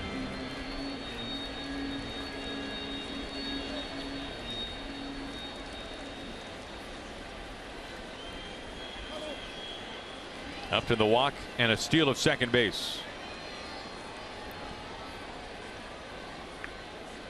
The shift is on for Moya. The 1-2. And he handcuffs him inside. A huge strikeout from Nick Vincent as Upton, the tying run, the go-ahead run, pardon me, is left stranded in scoring position.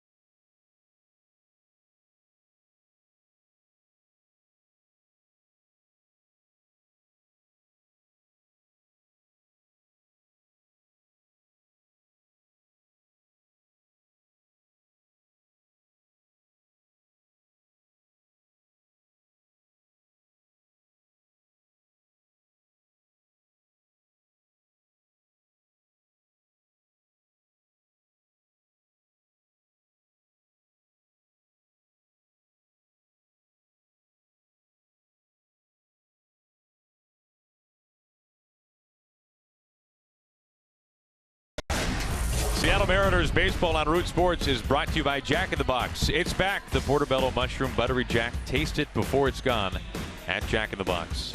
By CenturyLink, your link to what's next. And by Money Tree, proud to make a donation to Mariners Care for every Mariners win. A beautiful look from up above. That's turned out to be a very beautiful sunny day here from downtown Detroit as we begin the top of the 8th. And the Mariners have the teeth of the order coming up in a tied game. Ball 1 to Cano.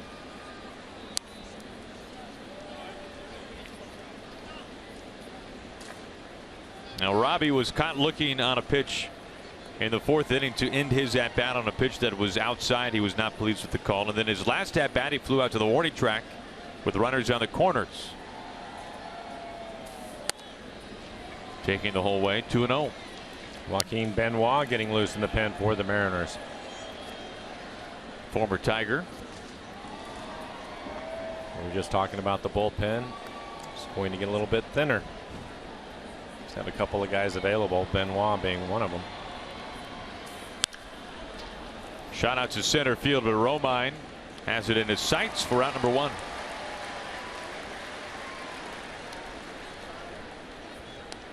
Now, could it be a 3-homer day for Nelson Cruz? We're about to find out.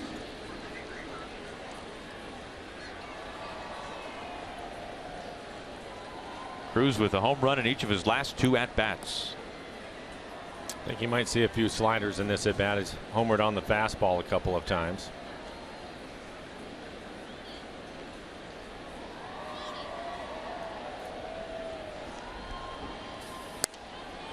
Looks at strike 1. And there's one right away. Cruz not pleased with that call. Yeah. Telling Andy Fletcher that the ball is outside. As you see, Benoit.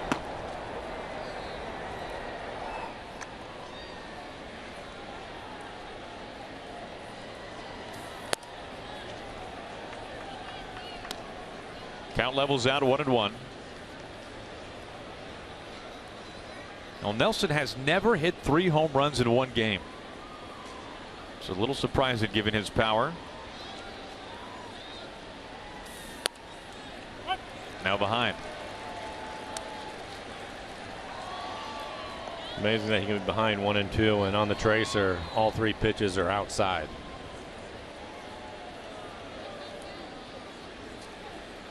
Jose Lopez, the last guy to homer 3 times in a game for the Mariners. You can see the tracer there.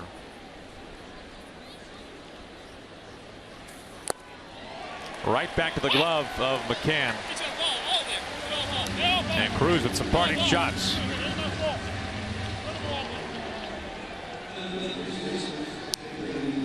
Well, this is the problem with it. When you widen the strike zone, you feel as a hitter that you have to chase pitches. That pitch is also off the plate away, and Nelson's letting Andy Fletcher hear about it.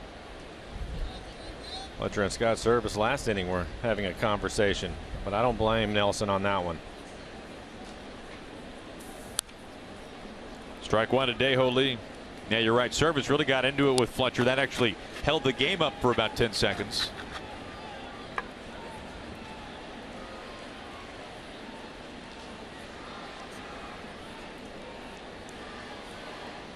One big swing would give the Mariners the lead here in the 8th inning. And Lee behind 0-2.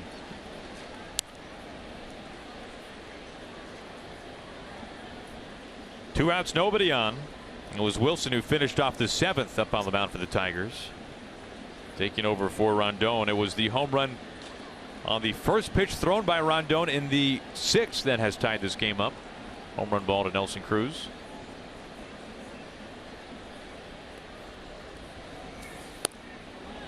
Outside, 1-2.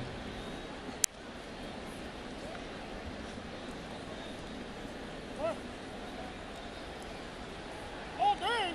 You don't get out of the dugout. I don't look in the dugout. Yeah, you yell out, I look in. That's how it works. Hey, start him back up again. You yell out here at me. I'm looking in there. That's enough. Second time, round 2 between Service and Fletcher. I think that time Scott was talking to him about the umpire looking into the dugout.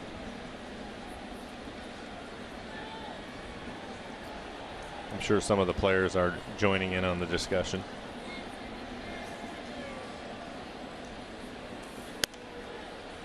Two and two.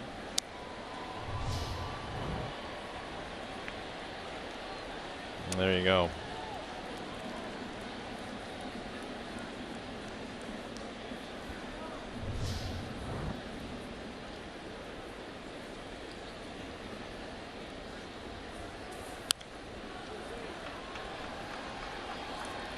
So you're saying, Mike, that is not pertaining to the strike zone that we would see, that we've been talking about? Right there, that last exchange? Mm-hmm. No, I think that was more Fletcher looking in the dugout. I'm sure some of the players are, and look, they're going back and watching on the monitors too to see where the pitches are, and they're probably letting him have it. So Fletcher looking in the dugout, and Scott didn't want him to look in the dugout.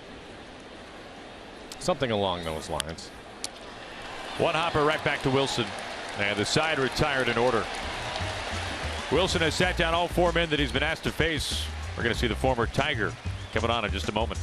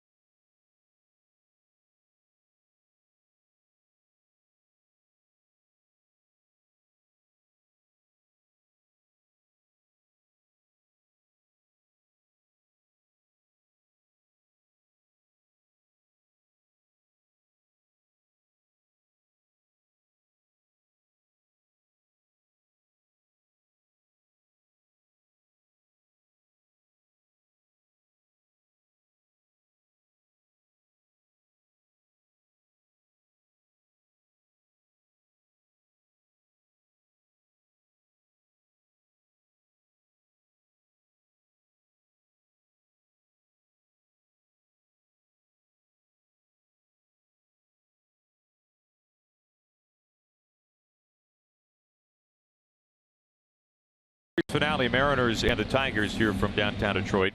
Well, are you the ultimate Northwest fan of the state of Alaska? Then Root Sports is looking for you throughout the month of June. Submit a photo and story on our website at rootsports.com/ultimate-fan, and you could win a VIP trip for 2 to Seattle in September, a personalized jersey, and more, presented by Country Financial. For official rules, just check out rootsports.com.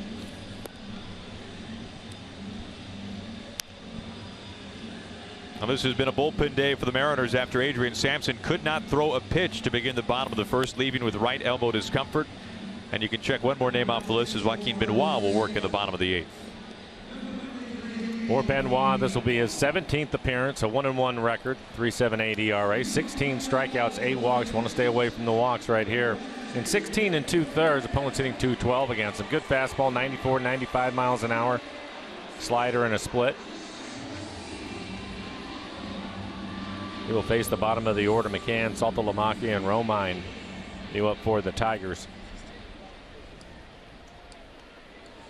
Every batter representing the go-ahead run as activity begins to stir inside the bullpen. A couple of right-handers, Green and Rodriguez, that we've seen every game.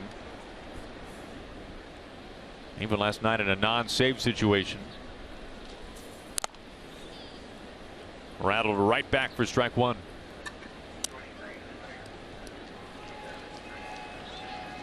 McCann connected on home run number 5 of the season back in the 4th inning, a 2-run shot. That made it 4-1 Tigers. The Mariners with 3 unanswered runs since then.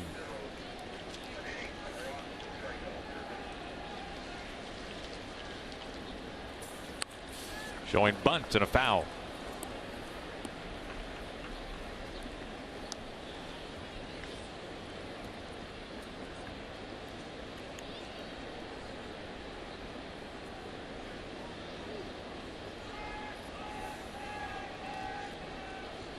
Now Benoit pitching for the 2nd time of this series. We saw him in Game 1 Monday night go 2 scoreless.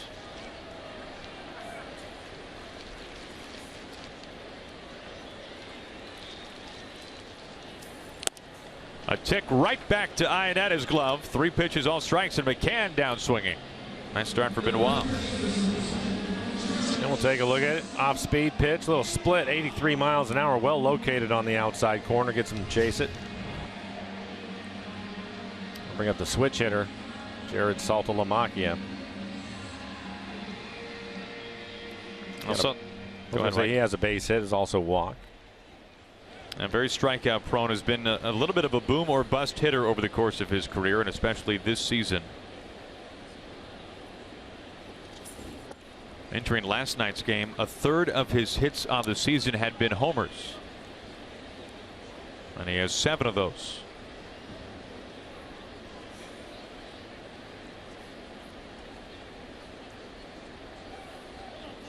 Saltalamacchia calls time.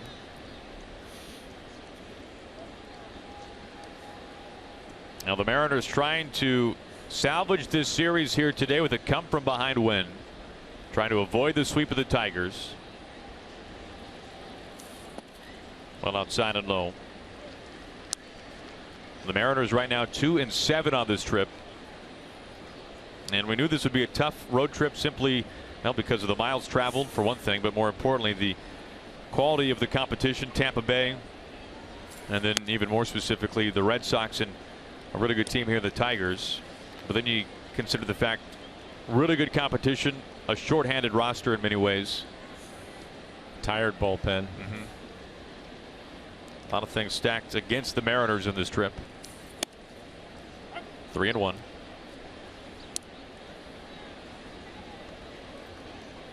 And a tired bullpen today, having to work every inning.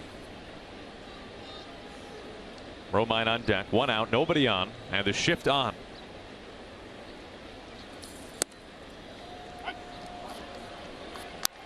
Just gets it in there for a strike, full count.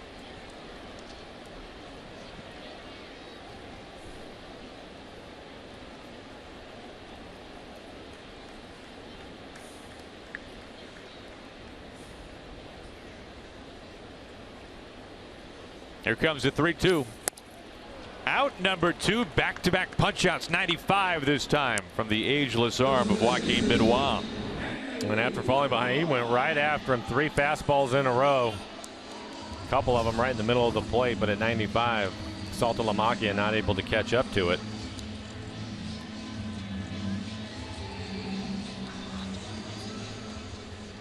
The last 3 Tigers hitters have struck out, dating back to the final out of the 7th. We play with 2 down and nobody on here in the 8th.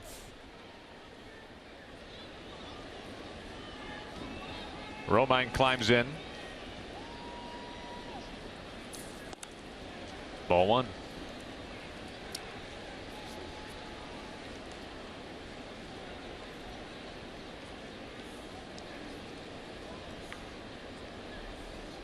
They play him straight up.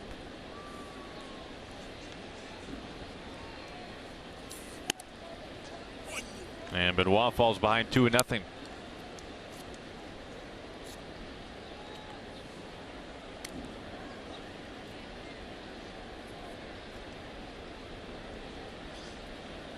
And the 9th, it'll be Seager, Ionetta, and Martin for the Mariners.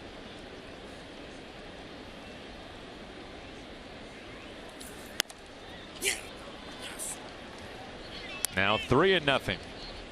Back-to-back 3-ball counts from Benoit. Kinsler on deck.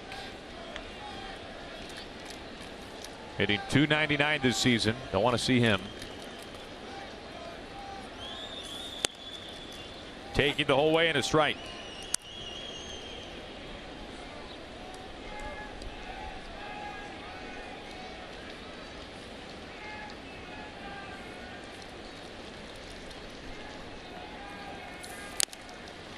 And now a full count. You mentioned the bullpen having to pitch the entire game. If he can get this strikeout, that will be 10 punch outs for the bullpen this afternoon.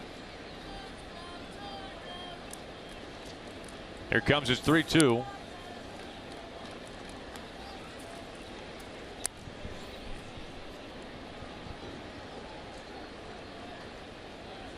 Well, that'll add to the bullpen strikeout rate, to say the least. Yeah, well.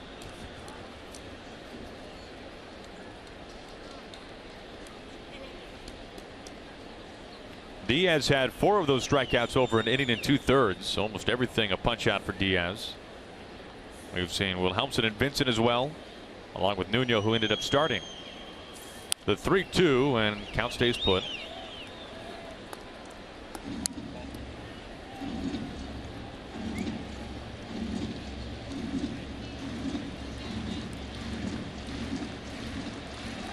But at this point, you're looking at Steve Cishek, the lone man left, out of the bullpen.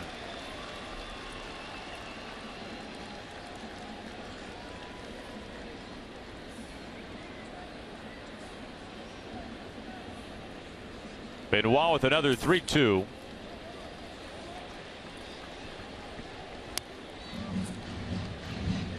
Ninth pitch of the at bat.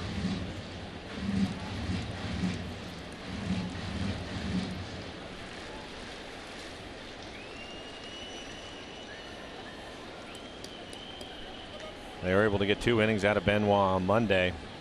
Romine's trying to keep that from happening again. Now it's 17 pitches in this inning with all the foul balls.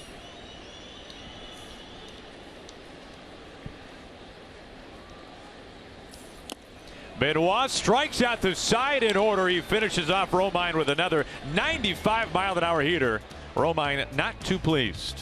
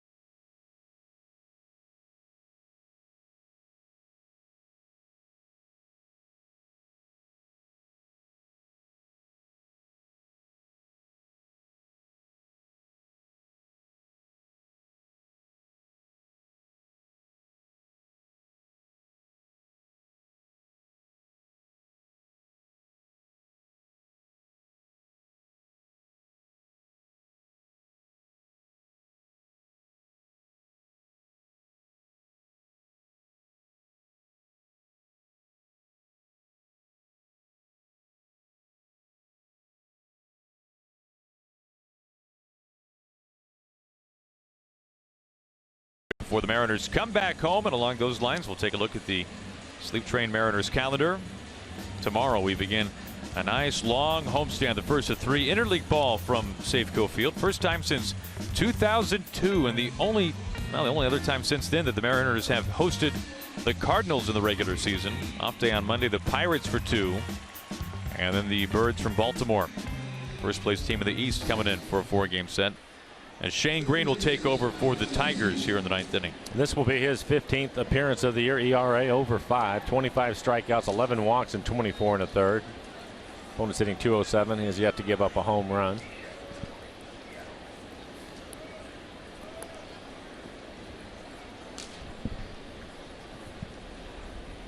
Steve Cishek getting loose in the pen.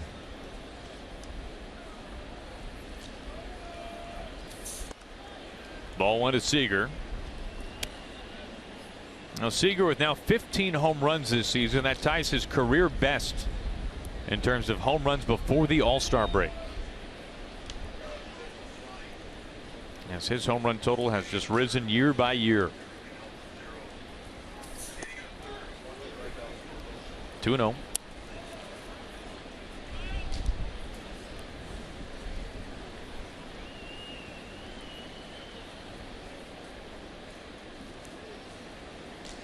Kyle on the hunt for his first hit today.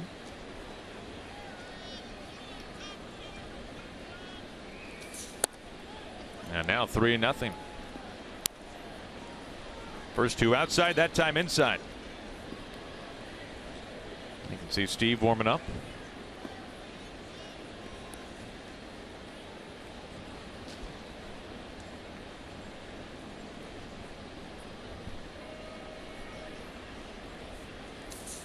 Swinging on 3-0 into the shift. Kinsler with a low pick.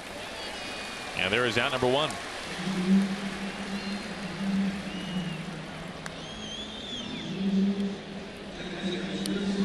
One out for Chris Iannetta.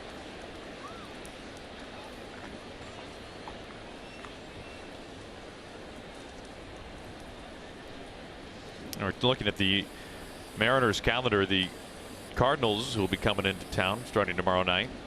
Just sweeping the Chicago Cubs in 3 games at Wrigley Field. The first time the Cubs have been swept at home this year. So the Mariners will be taking on a hot Cardinals team. Ball 1 to Iannetta.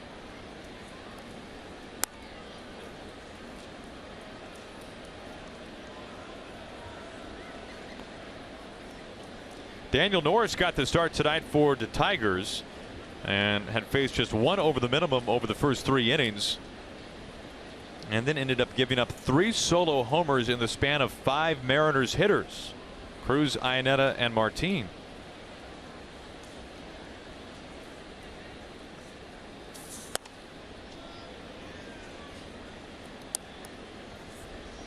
In fact, we saw Iannetta have a 2-homer game earlier this year at home. That's a chance for one here today. That was his 2nd career multi-homer game and his first since he shared a lineup with Troy Tulowitzki when they were both in Colorado. Each of the first 2 Mariners hitters getting ahead 3-0. Iannetta homered on a 2-0 fastball. Martin is also homered in the game. He's waiting on deck.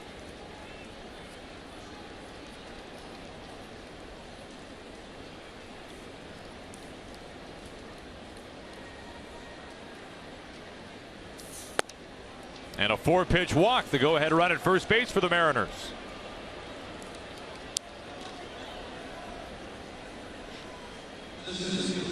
Well, the Mariners have not drawn many walks.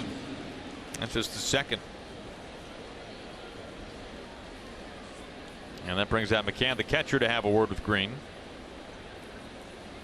before he faces Martin.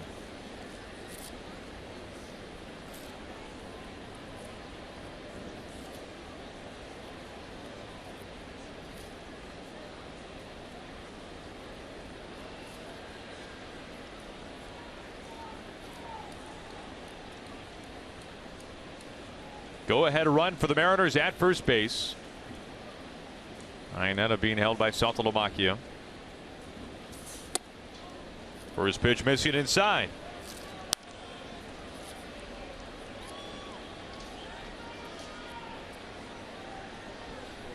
Nine pitches, 1 strike.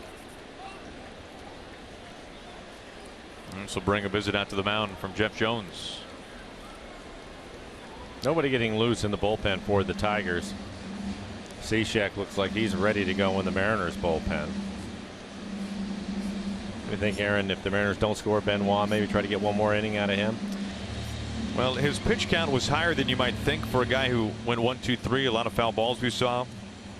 Striking out the side can chew up the pitch count a little bit, but well, you'd have to think that Service would at least try to send him back out there, don't you? Yeah, I think if Benoit tells him he's okay, he'll run him out there again. I think Cishek getting ready just in case the Mariners get the lead, then they'll bring him in, but he's basically the last guy that they have out in the pen. Running out of options at this point.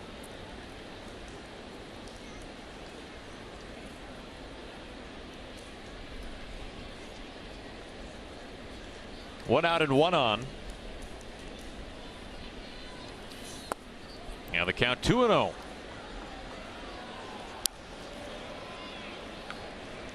Now this would be an incredible win for the Mariners if they could come from behind at one point trailing 4-1, but even bigger picture than that, using nothing but relievers in this game.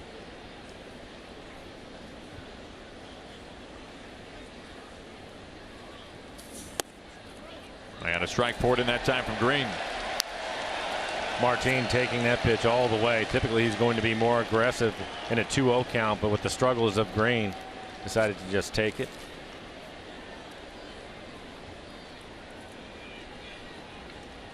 Adrian Sampson, a handful of warm-up tosses in the bottom of the first, and then had to be taken off the field because of right elbow discomfort. 2-2.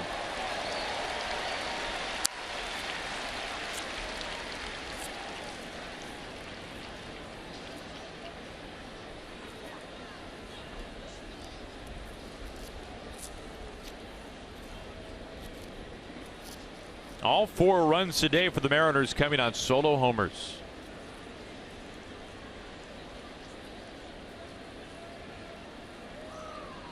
The 2-2 and a full count.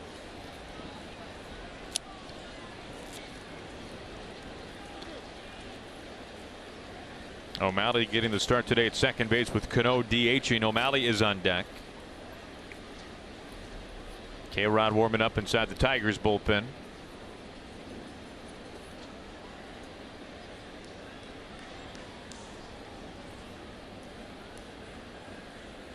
The 3-2. Squibber sends Kinsler off to his right. Flip to Iglesias, who throws a heater onto first base for a double play. That ends the Mariners' threat in the top of the ninth. We go to the home half, all tied up.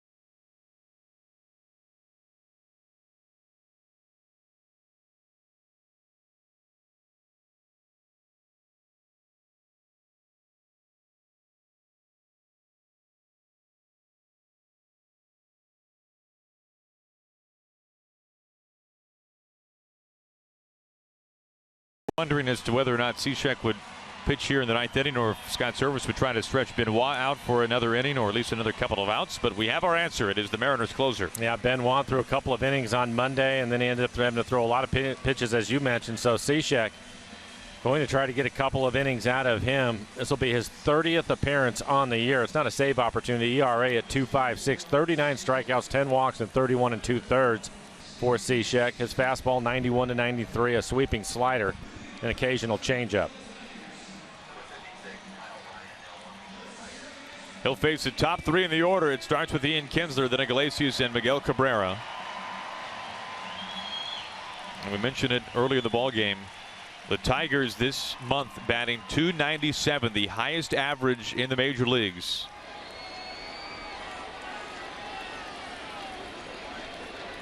As you look at the Mariners bullpen, Cishek will be the 6th reliever out of the pen, even though Nuno had to start. It was an emergency start with Sampson getting hurt during his warm-ups right before the game.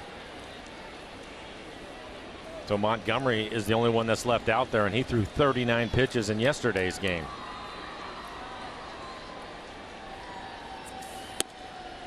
And even if Scott Service could go to Montgomery, which is very much a question mark, if Montgomery did pitch at some point today, you'd have to all but cross him off the list for all 3 games at home against the Cardinals. Without question. And it'd be a surprise to see him based on his workload yesterday. Reaching for it. O'Malley handles it cleanly. Out number 1. The other part of it is sometimes what managers will do, as you see Ryan getting loose, the left-hander. The Mariners have seen him quite a bit in this series. Your other option would be, if you have a starter that's going to go for you tomorrow, bring him in to pitch a few innings. That would normally be Taijuan Walker, but Taijuan's not here. He had to go back to get checked out. So that's not available to Scott. And with Nathan Carnes pitching on Monday and having to throw 100 pitches to get through 5, I doubt that he's available.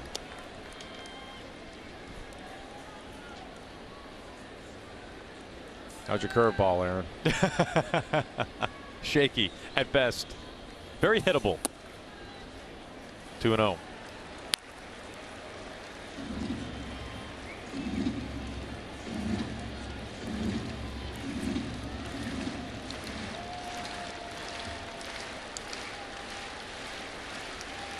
Cishek behind. Iglesias showing bunt, pulling back and looking at a strike.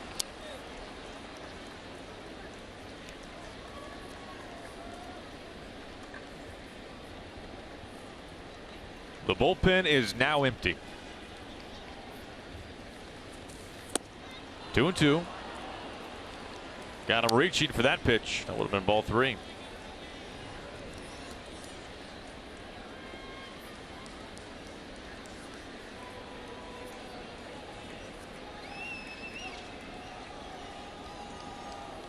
The 2-2.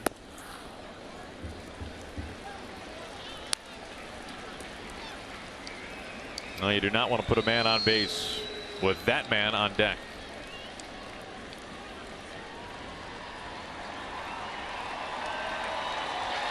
The 3-2 pitch and a 1-out walk. A winning run is at first base. And Miguel Cabrera, who right now brings a very vengeful 0-for-4 afternoon to the plate.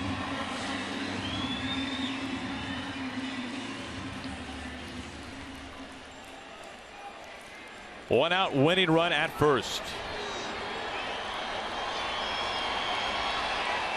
Cabrera homered last night. He also homered in game 1. Stares at a strike.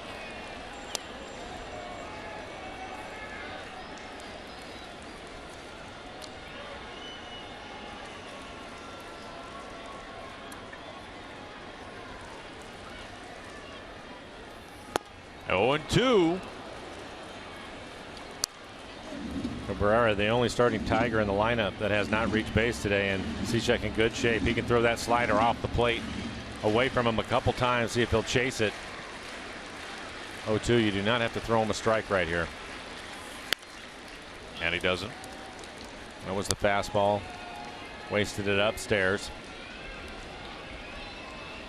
See if he goes back to the slider.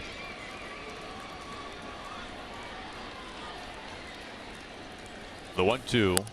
Slider well off the plate away.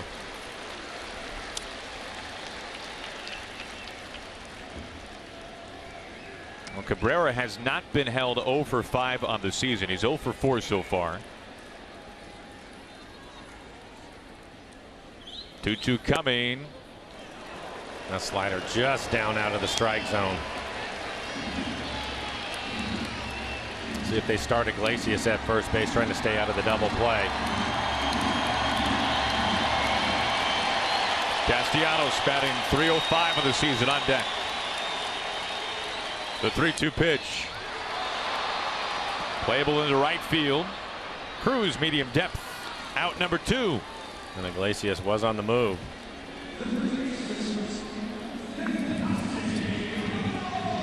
Now this is the first time this season that Miguel Cabrera has gone 0-for-5.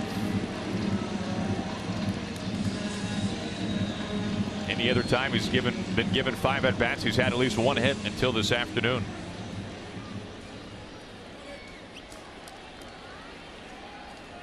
Two outs, winning run at first base for Castellanos.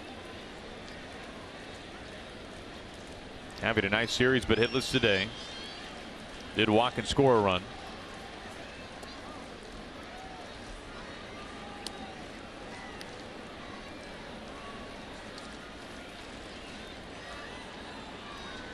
Four runs, 7 hits on both sides. Looking at strike one.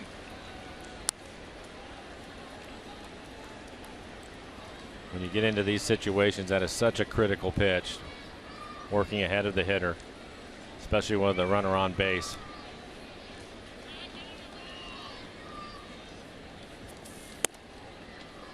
And 0-2.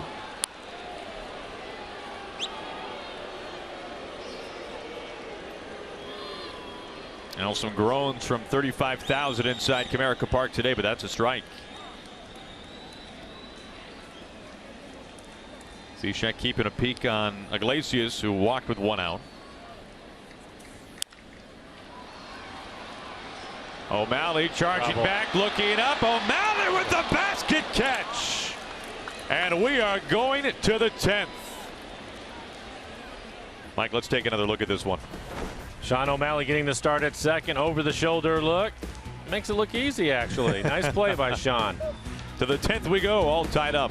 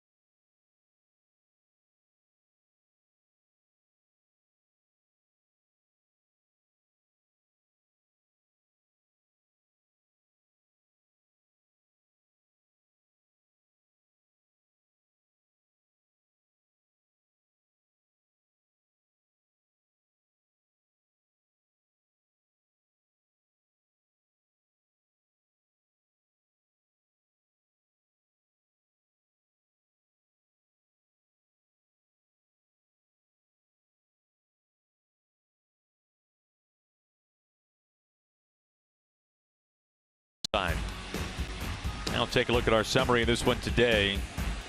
As we are ticketed for extras, we'll pick things up. Nelson Cruz, Mike, 4th inning. And this was just the beginning for Nelly today. Yeah, Mariners down 2-0 at that point. Nelson with the solo home run makes it a 2-1 ball game. And then on the other side, James McCann gave the Tigers a 3-run lead. A 2-run shot for McCann, his 5th on the season. So the Mariners looking for some production at the bottom of the lineup. How about Chris Iannetta? A solo home run to make it a 4-2 ball game as it goes off the foul pole. And the pole needs a little bit of paint now. And then the very next batter, Martin laying into it out to right field. And the Mariners go back-to-back for just the 2nd time of the season. That brought the Mariners within a run, and then Cruz doing some more damage. For Nelson Cruz, he ties the ball game up 4-4. Another solo home run. So 4 solo home runs for the Mariners. For Nelson Cruz has now 18 home runs on the year. It will be the bottom of the lineup as you take a look at Kyle Ryan. The Mariners have seen him a number of times. ERA just under 3. Opponents hitting .289 off of Kyle. First pitch strike to O'Malley. Not an easy catch, to say the least, for O'Malley in the 9th. Not in a day game, not at all, and especially having to move around. You wonder how familiar he is with second base, not getting too many opportunities. Cano is out there every day. In extra innings this year, the Mariners are 5-4. The Tigers 3-2.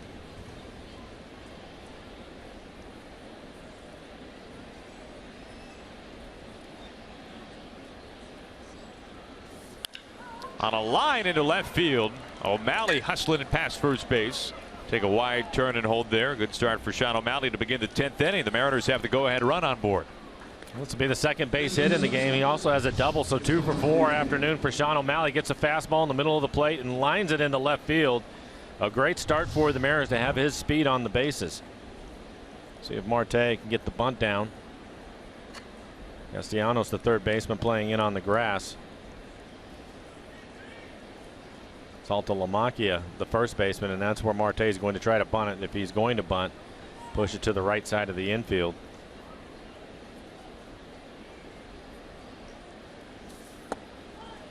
Squaring, but looking at a ball. It's a pretty good situation for Marte to bunt in. He doesn't have to make a perfect bunt down the line by any means with O'Malley running. He just needs to get it fair. As long as he doesn't bunt it firmly back to the pitcher, he should be okay.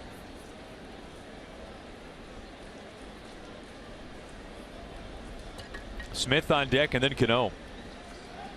Oh, he threw it away. Airmailed it over to first base. No need for a bunt now. O'Malley making a quick turn, going into third base, and O'Malley is in standing. What a huge break for the Mariners. A two-base error.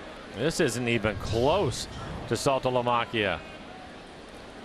Wow. And then it just dies. Well, the Tigers have no choice. They're going to have to bring their infield in with nobody out.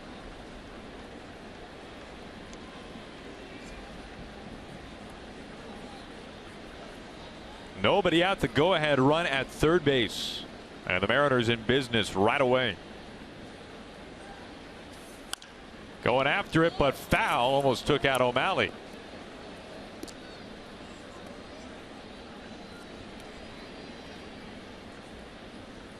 One ball and one strike.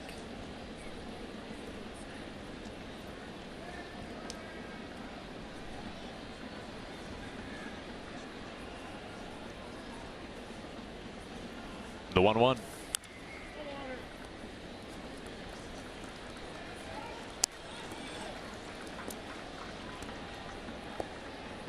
Mike, right now, if you're Marte, approach, just hit something hard. Well, no, and right now you just have to let the ball travel and put something in play. You have to give yourself a chance down. Now, if he can get the count back to 3-2, then maybe he can be a little more aggressive. But right now, he's just trying to put it in play. He has to battle. If it's close, you have to take a swing at it.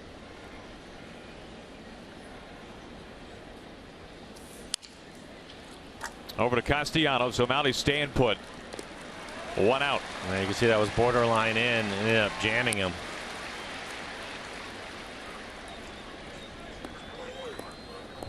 Take a look at this last pitch. It'll be just off the inside corner, and it gets in on him.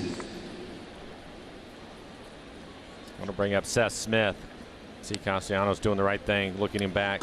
Seth pinch hitting for Gutierrez earlier in the ball game. That was in the 7th inning.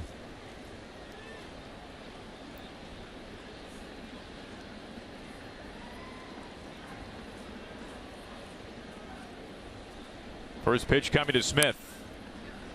And he fouls it back to Cano. Strike one. And it was O'Malley with a firm single into left field. Third pitch of this inning to reach base. But then the two-base throwing error by the new pitcher Kyle Ryan. That sent O'Malley from first to third. And the Mariners have the go-ahead run 90 feet from home with one out here in the 10th inning. Second extra inning game of this series. And Smith behind 0-2. And this is critical to get this runner in. Normally it is in any circumstance, but with the Mariners having used up their entire bullpen, probably one more inning left for Cishek, and then that's it. Now, if you go back to game 1 of this series that ended in 12, the Tigers winning, the Mariners stranded a go-ahead run at third base in the last 3 innings. The 0-2. Low one off the plate.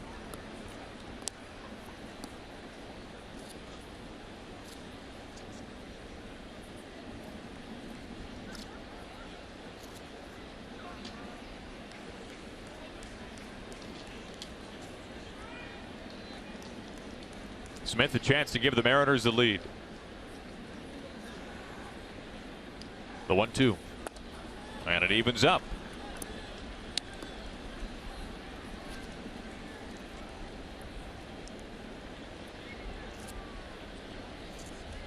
See the location of those last two pitches. Sliders down and away, trying to get Seth to chase it.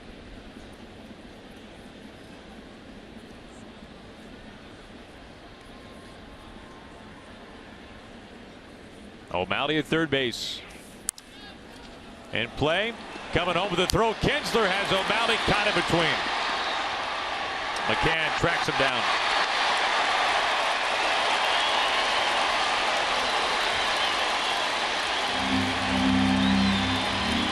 O'Malley was running, and the Mariners runner at third base disappears. Well, they're going on the contact play, trying to get him to score with his speed, but unfortunately the ball is hit right at Kinsler.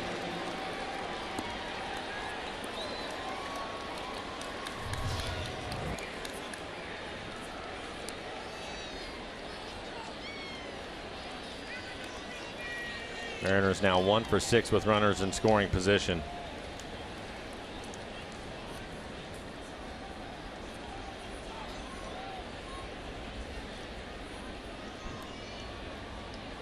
So now it's up to Robinson Cano with 2 outs and Smith at first base here in the 10th.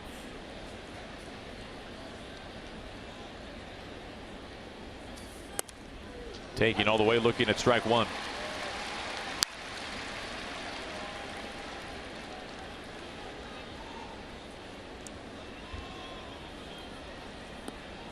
And for those that don't know, Sean was not running on his own. That comes from the dugout. They let him know before Seth ever put the ball in play that they wanted him to run.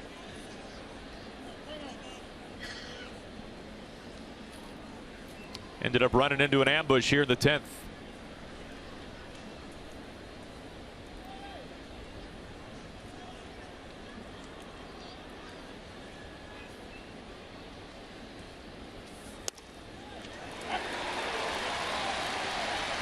Borderline pitch, 0-2. Cano left scratching his head.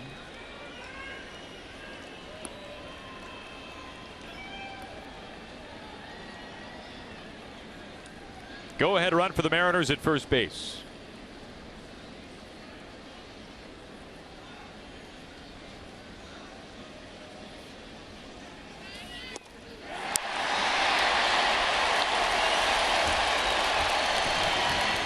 Had a runner at third. He's cut down. We go to the bottom of the 10th.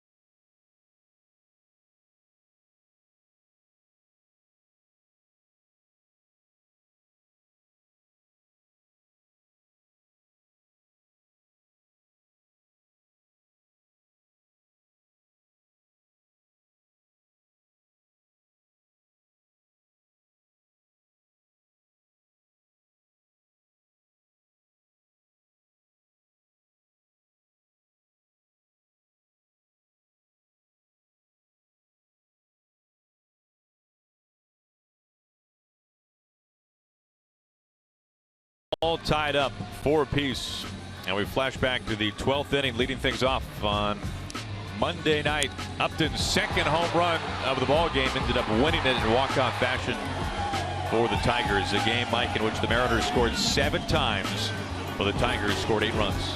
It's happened to them twice on this road trip, where they scored 7 runs and end up losing 8-7. Now the Mariners have suffered 2 walk-off losses on this trip, trying not to make it a third here today. So here is Upton, who had his 11-game hitting streak snapped last night. He has bounced back today, though, reached base 3 times with only 1 hit. An RBI double. First pitch up the middle. Marte, a low scoop. And out number 1.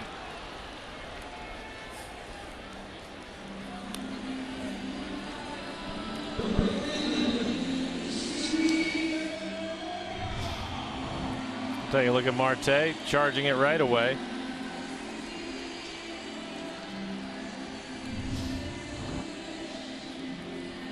No hesitation there from Ketel. 1 out on 1 pitch. That brings in Steven Moya.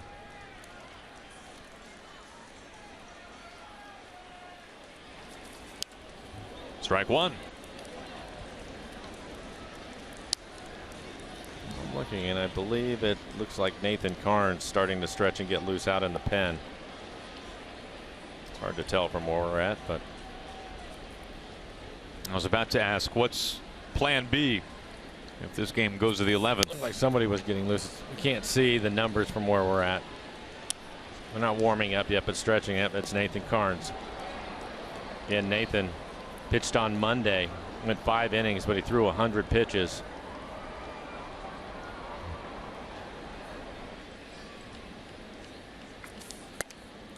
One and 2.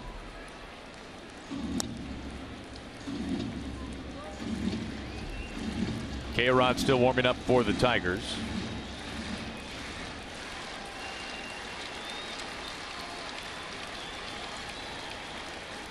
The 1-2 pitch.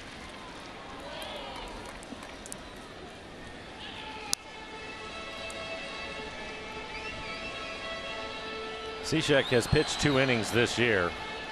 His high for a pitch count is 35. He's now at 23.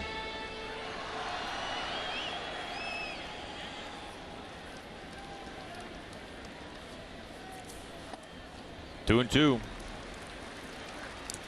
Now, Mike, we've seen Moya has the type of power he can win it on 1 swing pretty easily. Yeah, and we've seen him hit the ball out to right field and to left, which makes it more difficult. You can't just stay in one area on him.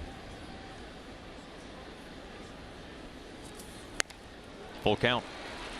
I've done that quite a bit today, trying to pitch him upstairs with the fastball, and he'll swing through it, able to lay off of that one.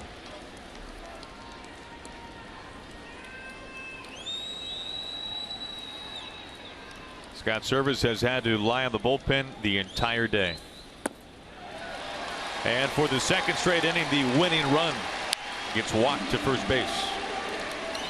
Iglesias was stranded in the 9th. It is Moya here in the 10th.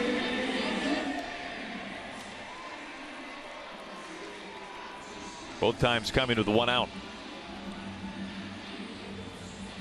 Looks like Cameron Maben will pinch run at first base for Moya.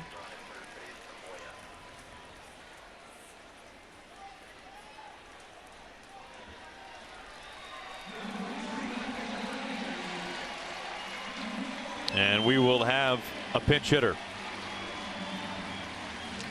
Now, it seemed unlikely that we would go the whole day without seeing Victor Martinez, one of the top hitters in the game right now.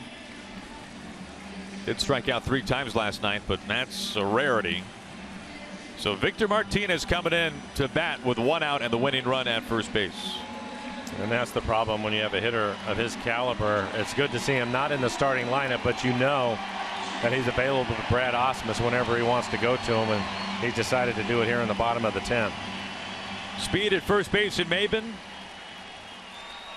And Martinez, one of the best hitters in the game, at the plate.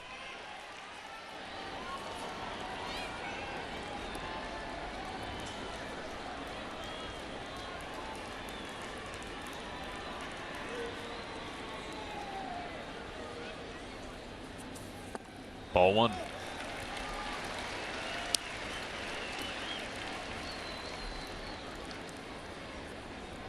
Nuno, Diaz, Wilhelmsen, Vincent, Benoit, and now Cishek.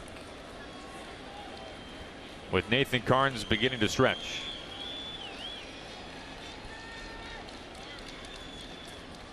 Keeping Maben close.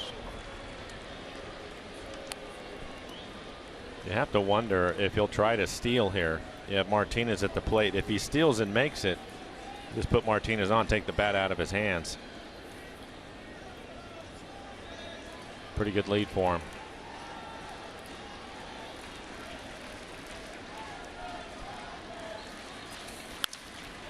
over Seager into left field. Maben having a hold at second base. Oh, he threw the ball away.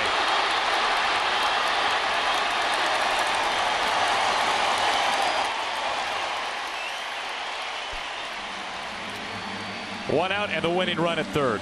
That'll be an E7. Moving up to third base. Kyle, as you mentioned, hit it over his head because they had the shift on. Kyle was at the shortstop position. He was running back to third as quickly as he could, and it looked as if Seth was a little bit surprised that he wasn't at third base. Ends up throwing the ball, and Kyle wasn't able to get it. There you see Kyle at shortstop, and he moves. He's going right away to get there. The play in front of him. Maben had already stopped running, and then he goes by Kyle. Ends up in front of the Tiger dugout, and they'll move up.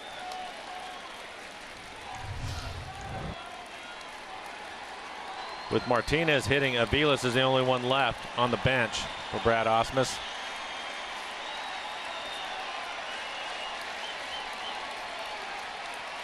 Well, probably they can walk Saltalamacchia. You have a force out at home, and that's what they're going to do.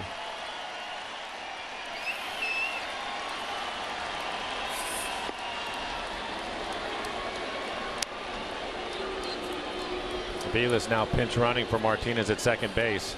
So nobody left on the bench.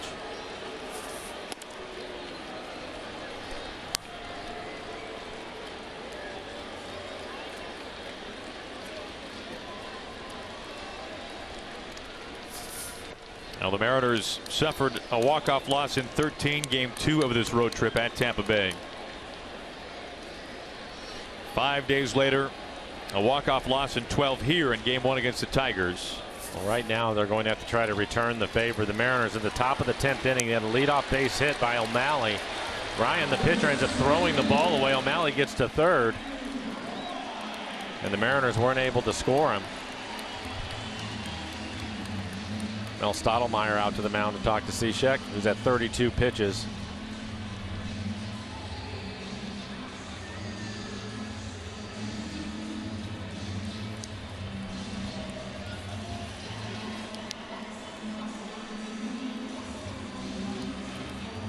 Number 9 hitter Romine. He's 1 for 4 today. Had a ground ball single back in the 6th. He has struck out twice. Maben, the winning run, is at third base. Cishek needs to get 2 outs and keep everybody put.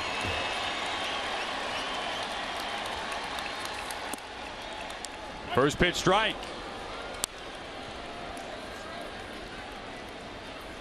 You also have to be aware of the bunt. Romine can handle the bat and a lot of speed at third.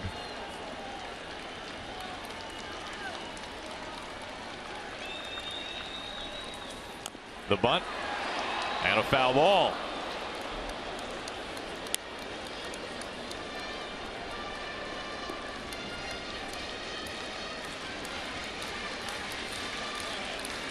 Now this inning began with Upton grounded out on the first pitch, but then Moya a walk, replaced by Maben on the base paths. Martinez a single, then an error by Smith on the throw, and now the base is loaded up after an intentional walk.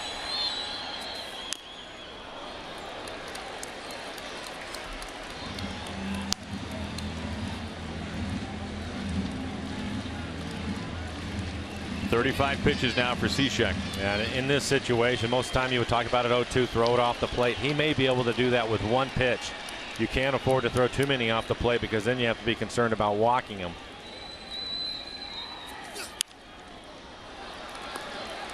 Still 0-2. And a good fastball, top of the strike zone, in on his hands.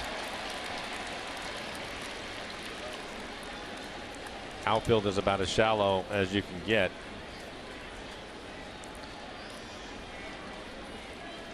Especially Martin in center.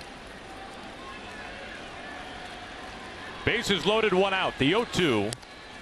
And an enormous out, number 2. Romine strikes out. That was some really good pitching. After he was able to get ahead, the next 3 pitches, all of them fastballs, all of them at the top of the strike zone as Romine swings underneath it. The first strikeout today from Cishek. And that'll get back to the top of the order, and Ian Kinsler Kinsler's been on base a couple of times, walking the third, base hit in the fourth, 1 for 4 on the afternoon.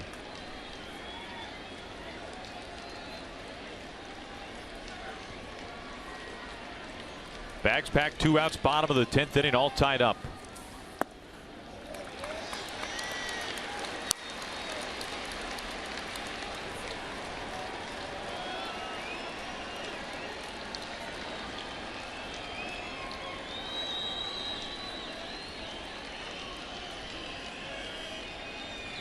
The 1-0. Iannetta can't hold on to it. Maben scores. It's a walk-off wild pitch. And the Tigers sweep the Mariners in 10. That is a tough way to lose this ball game. It's pretty much the way this road trip has gone for the Mariners, though. Long flight home. They're going to have to try to regroup after this trip. That is tough.